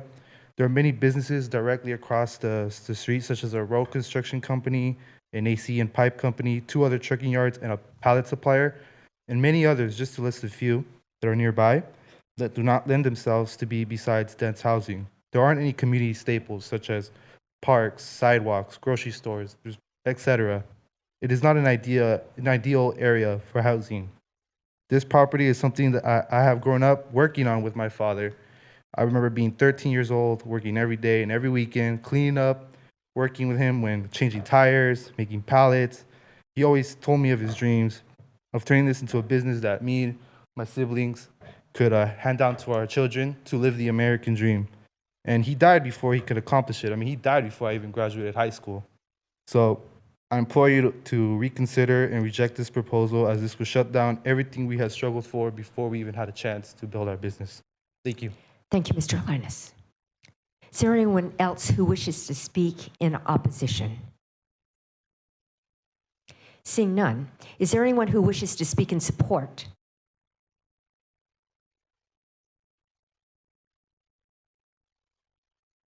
Welcome, Mr. Judge. Hello, Mayor and City Council members and staff. My name is Rick Judge. I'm a local developer here in Kern County and also in the city of Bakersfield. And I'm here to speak on area number 1, which is on 7th Standard and Zerker. We are currently a property that is considered an island. It is currently in county zoning. This annexation process for the city to bring this property into the city of Bakersfield is something that we're in support of, because resources for the county to be able to service this kind of island property, it's difficult for many reasons, not only for public safety, for water, other resources, but being able to come annex this property into the city of Bakersfield will allow this area to become serviceable through the services of the city and take those stresses off the county. So in that purpose, I've worked with staff and city planners here to support this. And we're one of the commercial corners to develop on that property. And overall, I would just say I know the housing element is always a very difficult situation. I know city and the county are in a big push to meet guidelines put down by the state level. And I know that growth anywhere we can to help bring development for any type of housing to help allow people that may not have access to it is something that we should try supporting and help grow. So thank you for your time and appreciate everyone. Thank you, Mr. Judd. Anyone else who would like to speak in support or favor? Hi, Mayor Go and City Council members. My name is Blaine Neptune.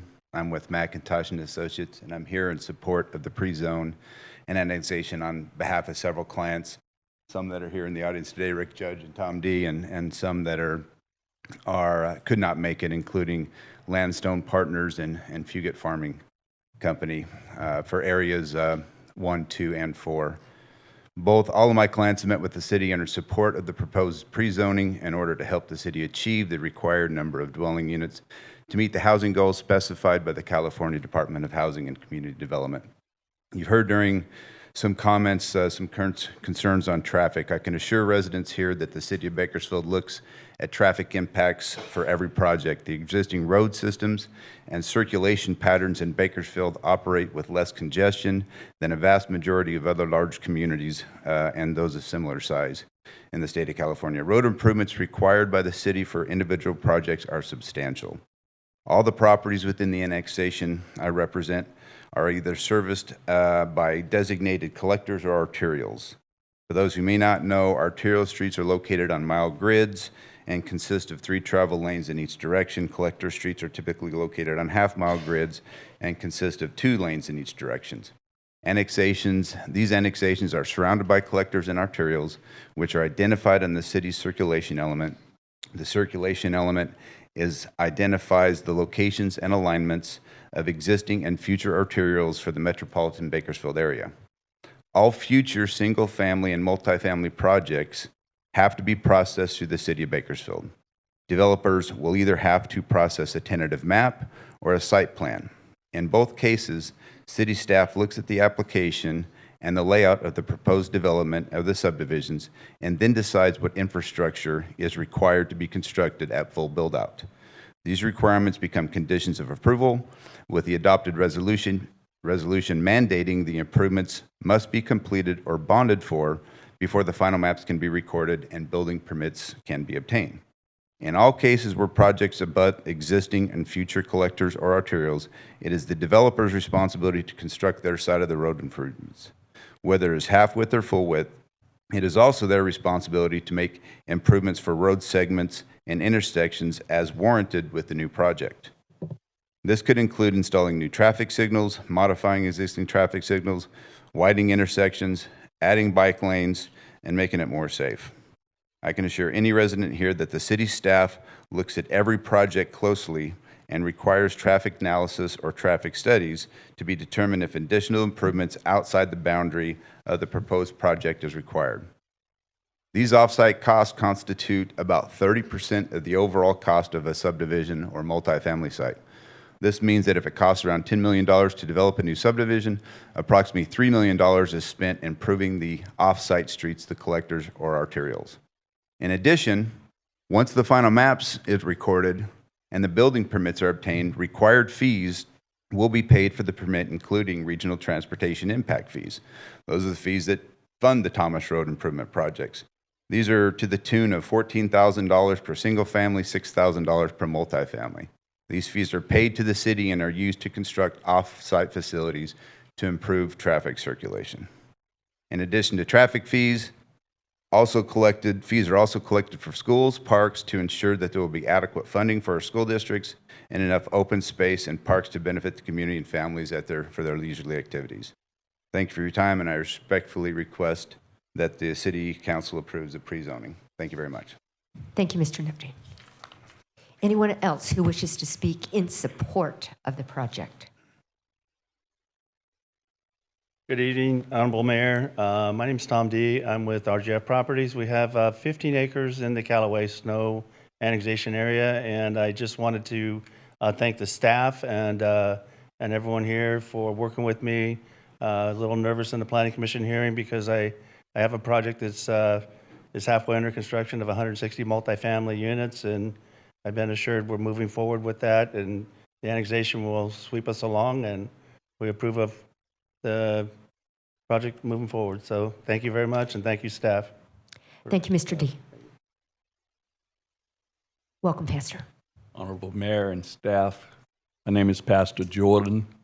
I want to commend you, or shall I say thank you. I'm impressed with the fact that you're willing to do something over in the south area of Cottonwood, because it's been a long time coming. As I understand and appreciate the city of Bakersfield, I hate to see us divided. We spent millions of dollars improving Southwest. I moved here in '94 and there was no marketplace. We built Seven Oaks, Hagen Oaks, and we kept going. I'm impressed that now we've decided to do something in the Southeast. It's long overdue, and I'm in full support of whatever it is we can do to improve the living areas of Southwest Bakersfield. Thank you. Thank you, Pastor. Southeast. Welcome. Welcome. Thank you, Mayor, members of the Bakersfield City Council staff and audience. My name is Max Becerra, principal of Pacificus 4 company. We are a planning and development services company based here in Kern County. I just want to echo my support of staff's recommendation to approve the general plan amendment and pre-zone. that's before you right now. I see a bright future for Southeast Bakersfield. I see with the new coming of the Del Oro School, Crescent School, that has planted a seed. We have new life coming into the area, and I can't wait to see more progress, more housing, more commercial businesses, more parks, more public improvements for that area. It's long overdue. I understand working in communities that don't have a lot of wealth, but it's time that Southeast Bakersfield grow, and it's important that we continue to create meaningful changes and new prosperity for these areas. Thank you for your support. Appreciate it. Thank you, Mr. Becerra. Anyone else who'd like to speak in support? Good afternoon, staff and City Council. So I want to thank you guys for this opportunity. Just want to say that I'm a former resident of this area. I grew up in Central Bakersfield and frequent the Friendship House. Growing up, was part of the Bakersfield Pal Center, and I can tell you the support of the city coming in and helping the youth has, I think, inspired me to do well, and also my colleagues around us. I think bringing resources to this area, bringing services to not only Del Oro High School but also the residents to bring sidewalks. Right, I remember walking from BHS to my home on a sidewalk. I can't say that the kids at Del Oro will have the opportunity to do that if resources not brought in. We've heard great design ideas from the city about installing sidewalks, bike lanes. I rode my bike a few times to school. I care for the kids at Del Oro and the staff there. We want them to have a great future, and I think accepting and approving this project is a bright future for Southeast Bakersfield. So I say approve the project. Thank you. Would you please say your name for the record? Eric Mora. Thank you very much. Thank you. Mr. Mora. Anyone else in support of the project? Good evening. My name is Fernando Hernandez, and my family and I have lived on Cottonwood since 1993. And to be honest, my whole family and I are super excited about this project. So we've been waiting 30 years for this. So we really hope it happens, guys. So thank you so much. Thank you, Mr. Hernandez. Anyone else like to speak in support of the project? Good evening, everyone. My name is Balwinder Singh Joshan. I own both corner on Taft Highway and Old River, Monte Carlo Saloon, and another corner we had residential. My concern is we doing all this development is really good. We're going to have all these houses on Taft Highway and Gosport, that area. So my property is going to be in the middle. But I've been working at a bar 3 years, and I've seen so many accidents at the Old River and Taft Highway. We was talking earlier, we want to have a safe road and in our city and our area, but I never seen any dangerous road than that corner. So my question is before we do anything else, can we pay attention to do something to the Old River Road? Because most of the time I seen lot of the road when you are going toward the highway and there is a flashlight, like maybe 100 meter away or 200 meter away. If any of us been driving that road, and tell me if there is any flashing or any signal light, telling the traveler that, hey, you have to be slowed down. Last year, today has been 1 year, we got hit at midnight by a driver to hit my house in the cross street, and whole house was on fire, and myself, my son, my daughter-in-law, and my grandson, we were sleeping in that house, and 3 of my kids, they got hurt, and whole house got on fire. I had only 3 minutes to pull them out from that house. Otherwise, we was all 4 going to burn and die in that house. So please, I want to bring to everybody attention that we need to do something to that road. Thank you. Thank you, Mr. Bertrand. Anyone else like to speak in support of the project? Welcome. Would you lower the mic, please? Thank you. Can you hear me? Good evening. My name is Shalonda Davis Layden. I have been born and raised here in Bakersfield, California. I am an engineer by trade, and so my roots are here. I have recently started a nonprofit to support the youth of Kern County in the neighborhood where I grew up. Although I work for a major oil company, they don't have much resources in the neighborhoods where I grew up. So my ask in support of this opportunity that they're developing in our area is that we have a facility, a tech facility that gives young people that look like me, black and brown girls, the ability to learn to be engineers, have ability to have access to science, technology, engineering, and math. We deal with mental illness. We need counselors. We need facilities that give them that opportunity to have that information where they can attain it in the neighborhoods where they live. We also would like to make sure that they have ability to be able to talk financial literacy, an opportunity that we're doing with our nonprofit organization. Our people perish for lack of knowledge. So we want to make sure not only do we want to give them beautiful houses to live in, we also want to give them things that will help them to thrive, reduce crime. It gives them something to look forward to. So that's my ask today, and thank you for your time. Thank you, Ms. Davis-Slayton. Is there anyone else? We have a few seconds left who wants to speak in support of the project.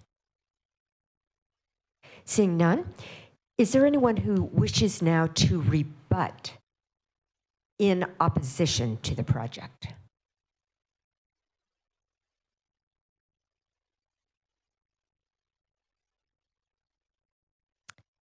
Welcome back, and so sorry for the loss of your father. Go ahead. Thank you. Well, I just wanted to, just a quick remark was that my mom did just go to the city office and try to meet with the council, the staff, and we weren't helped, which is the opposite. I think they helped, I forget your name, sir, but I know they've been helping people, but they didn't, I'm not sure what circumstance, why they didn't help us, and they did choose to help other people. But I just wanted to put this in, make sure you guys know that they have not reached out at all. Thank you. Thank you. And Vice Mayor? Oh, Stephanie, can you just state your full name for us, please? My name's Estefania Lainez. Okay, thank you so much. And Yeah. if staff can please reach out. Thank you. Mm-hmm. Thank you. Anyone else who wishes to rebut? Did we start the clock? No.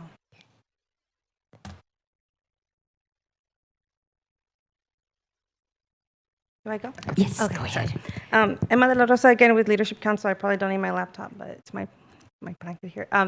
Just wanted to mention, in respect to the Cottonwood Pacheco area, the area is obviously very disinvested, and folks have raised the need to bring in services and infrastructure to this community, such as sidewalks. And I want to make a note that if city is planning to build affordable housing in this area, then there should be a program in the housing element that will ensure, and that also is a commitment from you to invest funding in this community. Otherwise, nothing's going to change. I mean, let's look at your annual progress reports. We all know that there has been way more moderate and above moderate housing permitted than lower income and very low income housing. So identifying sites to identified sites because it's required by the law is one thing, but also let's ensure that there's going to be development and infrastructure being provided to these communities rather than just identifying sites, again, just to meet a state requirement. If you're going to approve these sites, ensure that there's a program, a very strong program that intends to invest funding for infrastructure development in that community. Thank you. Thank you, Ms. De La Rosa. Anyone else who wishes to rebut in opposition? Seeing none, is there anyone who wishes to rebut in support? Seeing none, I'll close the public hearing and now return it to council for comment and action. Vice Mayor. Thank you, Mayor.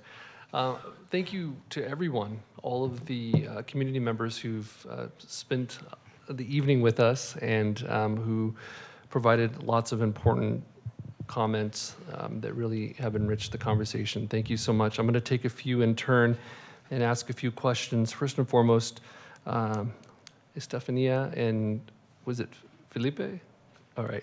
Thank you so much for being here this evening and for sharing your story about your father and your mother and your family's lifelong dream. And as someone who lost his dad too young and who tries to live out his legacy, I really appreciate what you're trying to do and the fact that you're here tonight and speaking at such a public setting. It was touching to me to hear that. And I want to make sure that we get your questions answered. It is my understanding, and I'm going to turn to Mr. Clegg and Mr. Boyle, that as we proceed and move forward, that these sites or these particular properties are grandfathered in. Is that correct? Yeah, thank you, Vice Mayor, and I'll defer to others if I miss anything here. But yes, as is typical in any annexation process, if a property has a particular zoning from the county that as they're annexed, they can carry forward that same zoning, grandfathered in for the life of the property as long as it stays within that same ownership. If the ownership changed, then it may revert to this new pre-zoning. And in reality, actually, it creates an opportunity because they have landowners, if they ever did have an interest in pursuing a property development, they could choose to immediately go to that pre-zoning without further general plan updates, but they can remain grandfathered in their existing use through the life of that property. Okay. So we have 6 members of the family here, and we're saying in front of them that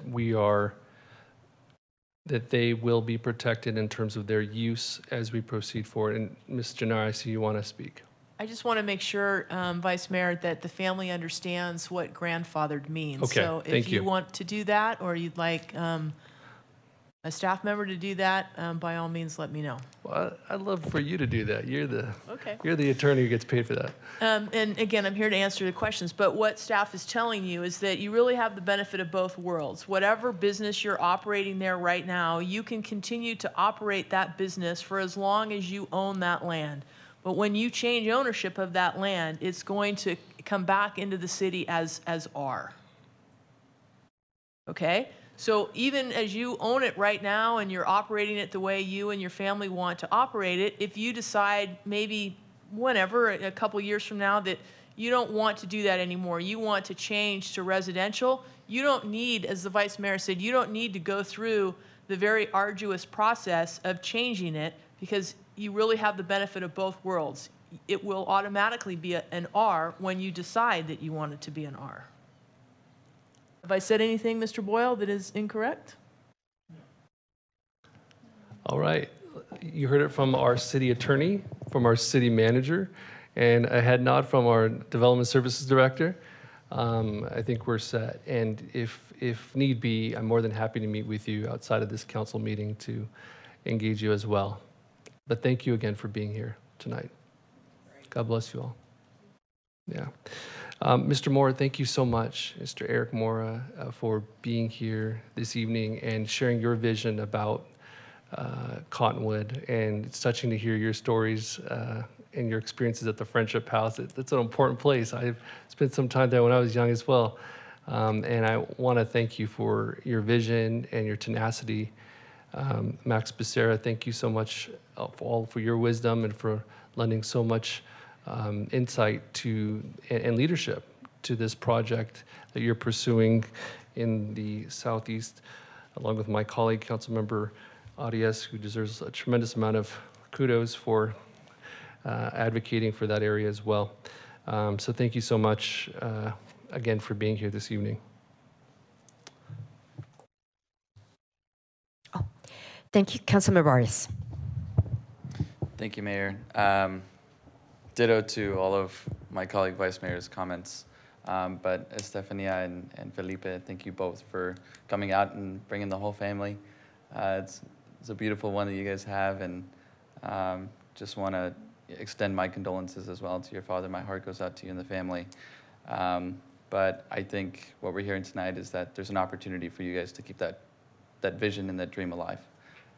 So we're very excited about that opportunity, and like the Vice Mayor, if there's anything that we can do to help you and your family to pursue that dream or anything else, please do let us know. We want to be helpful.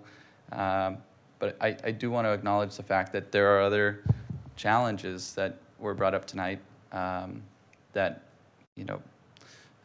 unfortunately plagued Southeast Bakersfield. There are a lot of public safety challenges. There are, roadway accidents. We know that there's a lot of illegal dumping throughout most of my district. There's a lack of access to parks. We were very fortunate tonight to approve the newest park that will be coming to Southeast Bakersfield called Linnell Brahma. We need more housing, and we want to be part of that solution. So I want to thank Max and Eric for their big vision. They want to bring all different types of housing. The truth is that's what we need. Yes, we need affordable housing. We need apartment complexes, but we also need R1 homes so that people can earn and build equity and break that cycle of generational poverty. So, I welcome you all to be part of that solution. I think there's a way that we can accomplish both. But I think this is a game changer step for Southeast Bakersfield to be able to bring in some of these county islands into the city of Bakersfield so that we can address those challenges in those communities. We hear it on a daily basis that folks do not have access to sidewalks, folks do not have access to basic bike lanes, folks are still on septic tanks when it comes to their sewer. We're also grateful tonight to issue a design contract so that we can begin installing a planned sewer area along MLK and Cottonwood Road. So I could go on. I am very passionate, very excited, but I've heard the stories, the challenges, from folks like Pastor Crompton and Christina Crompton and their families, and so many others. We've got a lot of work to do, admittedly, but we're excited and we're up for the challenge. So thank you all for coming out, and I appreciate the comments tonight. Thank you, Councilmember Arias. Councilmember Kaur. Thank you. I want to join my colleagues in giving my love to your family, Estefania and Felipe. When you mentioned that your dad was in trucking, I thought of my own dad who's in trucking.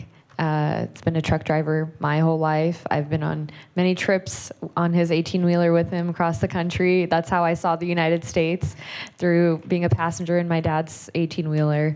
And I come from a community that has found its way to stability, security, and the middle class from the trucking industry. So I, on a really personal level, understand how much you've been stressed about this, I'm sure. And I'm so glad to hear some of the relief I'm sure you're feeling. And I'm glad that my colleagues asked these questions as well in order to get these solutions here today. And we don't have to do a lot of follow-up. We got the answers right here, right now. And so no matter what, I'm glad that you all have the opportunity you want to change it someday, that's up to you. That's yours. That is your piece of the American dream that your parents have gotten. And I deeply understand that. And so many parcels within this project, industry, I would say that the trucking industry is just kind of, I think your family models it, and why we have to think of so many of these parcels in a multifaceted way. We have to think about this being an industry, a region that is a transportation region. Transportation is one of the biggest industries in our region. So how do we create a delicate balance where people can both live happy, healthy lives while having those opportunities to economic mobility, even through their jobs? And so that's why I'm thinking about, things like 7th Standard Road. I'm thinking about how do we create these mixed use areas of our city. And that's why I'm also reminded of the fact that these mixed use developments, like some of the folks that have shared, we're seeing so much diversity, even the folks who are developing these regions, and they're from these regions, are thinking about the neighborhoods and how to take them forward. But we also know that people have to drive as far as 15 minutes to go to the closest grocery store, and that is simply not okay. And we have to resolve those things in some of these neighborhoods in Southeast Bakersfield, where I know that's reality. People don't know that the nearest grocery store is too far. That might be a trip you take on Sunday, but the nearest gas station's where you're getting all your grocery, and it's way too expensive. There's no reason for your milk carton to be that expensive when you have to wait till the end of the week to buy it in bulk. However you're planning your life, but those amenities and those daily life basic needs should be met in a much closer way, and that's why we need these mixed-use developments to address those gaps. People are, that don't have a car, they're walking so far to just be able to go and pick up their groceries. It's unsafe. They're walking through dirt. They're walking in the middle of the road, and that's also why the gentleman that spoke earlier, and it was so tragic. I know he's left, but so tragic to hear. I don't know if folks caught it, but his family was in the home when a speeding driver hit their home, and they were in the house, and the house was catching on fire, and he was trying to get his family out rapidly.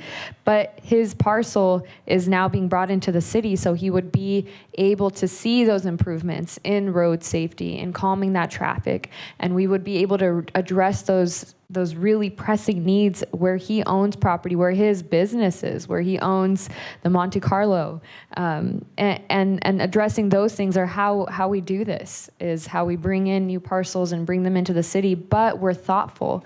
And the points from our friends at Leadership Council is we have to be thoughtful about it. We're not removing the residents that are already there from the equation. We're creating economic mobility.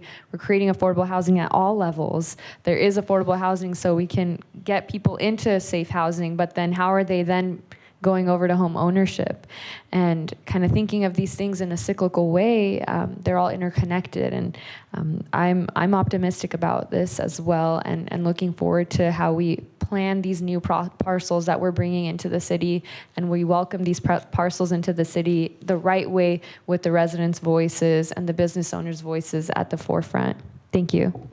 Thank you, Councilmember Kaur. Councilmember Smith. Thank you, Mayor. I just had a couple comments. I first thank Mr. D for his support and staff for following up with RGF Properties, and again, letting them understand that as you start construction and build in the county, then those rules stay with you. And I also wanted to thank Mr. Becerra and Mr. Moore. A comment was made about we've built, on the west side, southwest, northwest. Well, it's really not the city that's where the monies went. That's where developers, that's where investors felt it was safest. And now we have a developer and capital going in the Southeast Bakersfield. And so it's really not the city, it's these gentlemen that are familiar with the area and are willing to make investments there. And I want to thank them for it. I do want to ask staff about the Old River Taft Highway. That jog is obviously a dangerous thing. Is staff working with Caltrans? Is there something in the works there? Councilman Smith, that particular intersection we will take a look at. I'm not familiar with all the dynamics of the geometry there. I'm not familiar with any conversations we've had recently with Caltrans, although I know Caltrans is looking at 119 in general. Yeah, it's very dangerous. It's like a 150-foot offset where Old River jogs. You're going south on it, and then you got to jog 150 feet over, and it's tough. We'll make it part of our next conversation with Caltrans. Thank you. Thank you. Thank you, Councilmember Smith. Vice Mayor. Thank you, Mayor. Just to close out, I want to recognize and also thank Pastor Jordan for being here this evening, for his comments, and for always being an advocate for our community. I had a pleasure of working with him at Stop the Violence when I was just I'm still young, but when I was younger. Let's just say that. And he's a wonderful man, so thank you so much. With that, I would like to make a motion to adopt the resolutions and first reading of the ordinances. Thank you. You have a motion. Please cast your votes. Pastor Jordan, thank you so much. I just want to also extend my gratitude. You have been a champion when nobody else was thinking about that area, you and Isaiah. So thank you very much. And to Max and Eric, thank you again for your investment. I've seen your passion for that community. Thank you so much. Motion is unanimously approved. Thank you. I And we'll apologize just- with Councilmember Freeman absent. Thank you. Now, if we'll just give a second while people clear.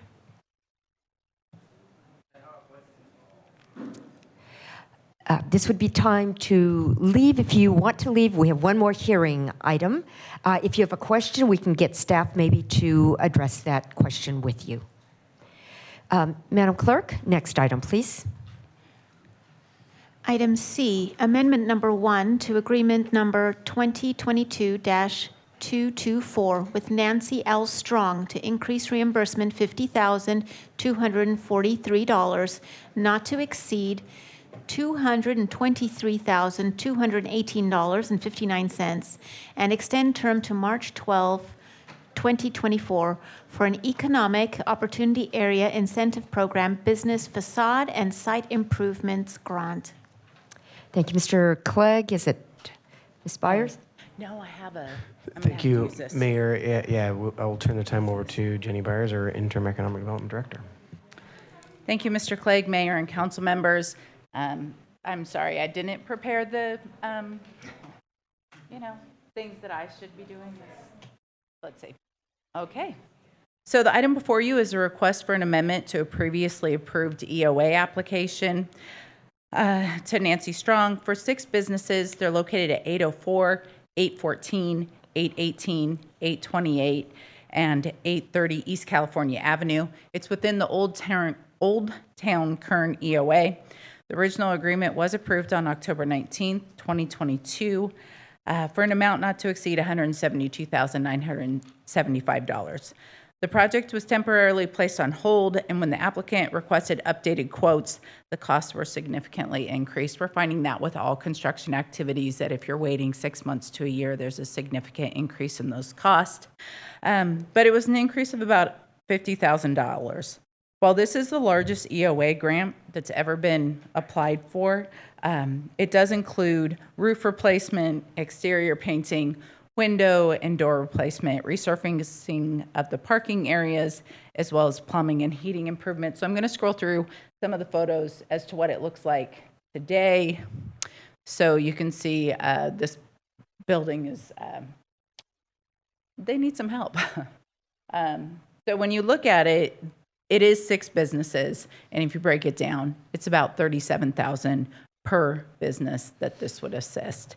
I'm not sure if that's helpful to City Council to look at it in that manner, but it is the largest EOA that we do have. And so staff is suggesting approval of this amendment, and the applicant is here if you'd like to ask additional questions.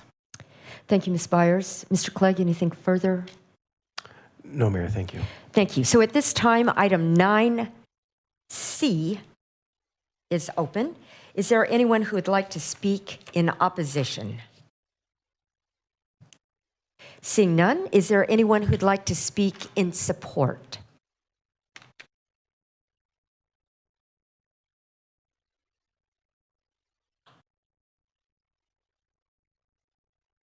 Good evening. Good evening. Welcome. Mayor and all members of the council and city manager.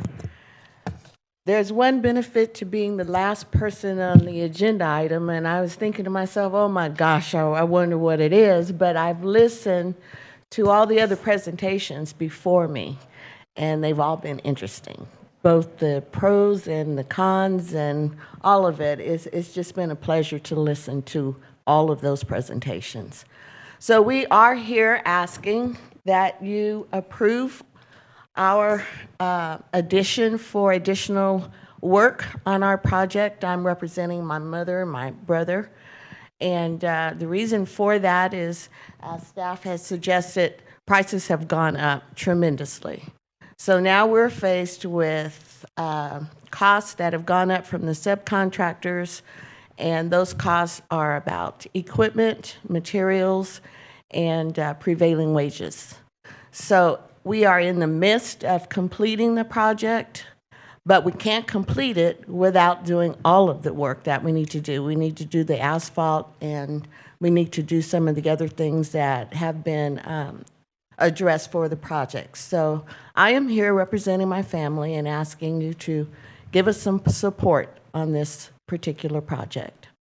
Thank you. Would you state your name for the record, I'm sorry, please? Valerie Strong Mosley. Thank you, Ms. Strong, and thank you for your family's investment in our community. Is there anyone else who'd like to speak in support?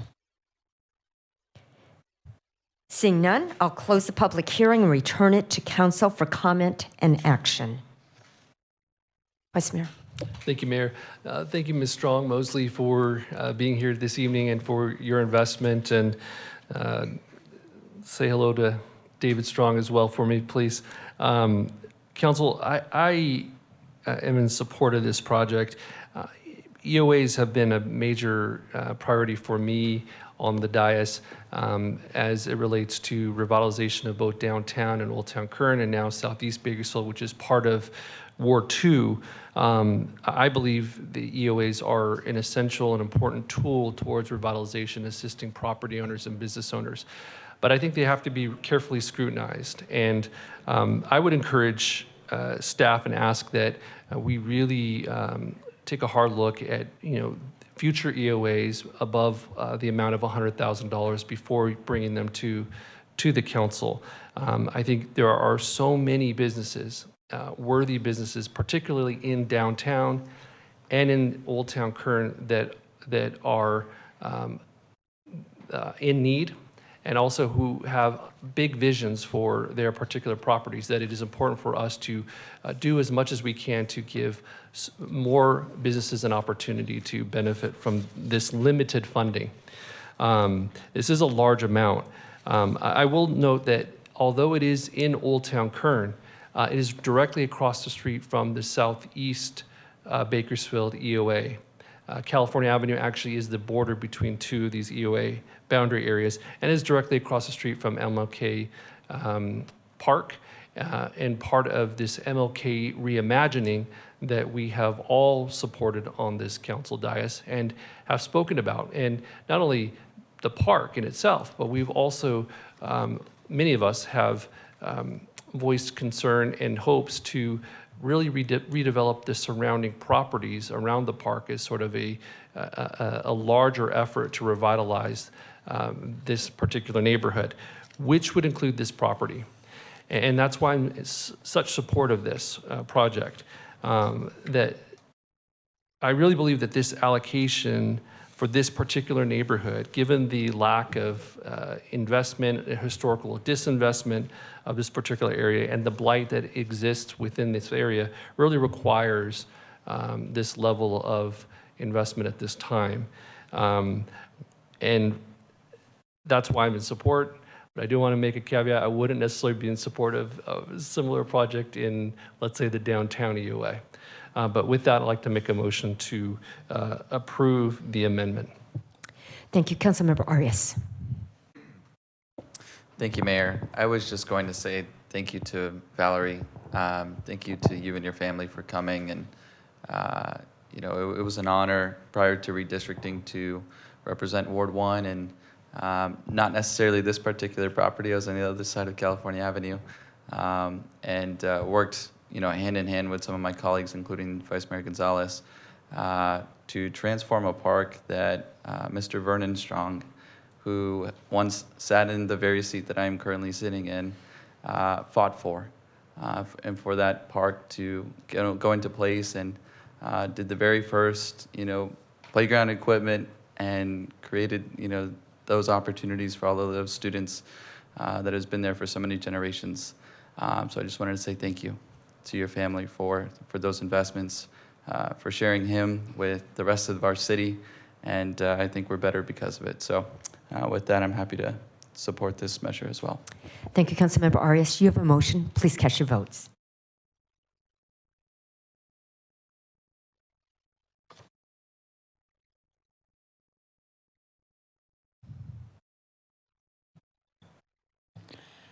Motion is approved with Councilmember Freeman absent. Thank you. Next item, please. Council and Mayor statements. Vice Mayor. Thank you, Mayor. Just a few days ago, on September 8th, 2023, the LA Times had an article in its publication with the title, "Even the Least expensive areas of California are becoming less affordable and more desirable, and they featured Bakersfield. They indicated that new data shows that inland areas like Bakersfield are significantly less affordable compared with the national average. And actually, the average home values in Bakersfield have nearly doubled since 2015, according to Zillow.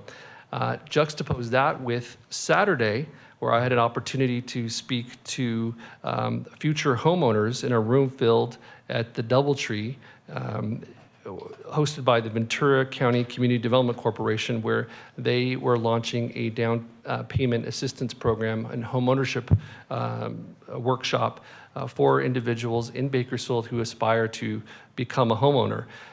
The city actually contributes to that particular program with a $250,000 investment through our home funds in order to assist with down payment assistance. We have one family in Bakersfield who actually just closed on a home. They received over $107,000 for a $315,000 home. That's great, but certainly more needs to be done in order for us to give access to more of our residents to that American dream of home ownership.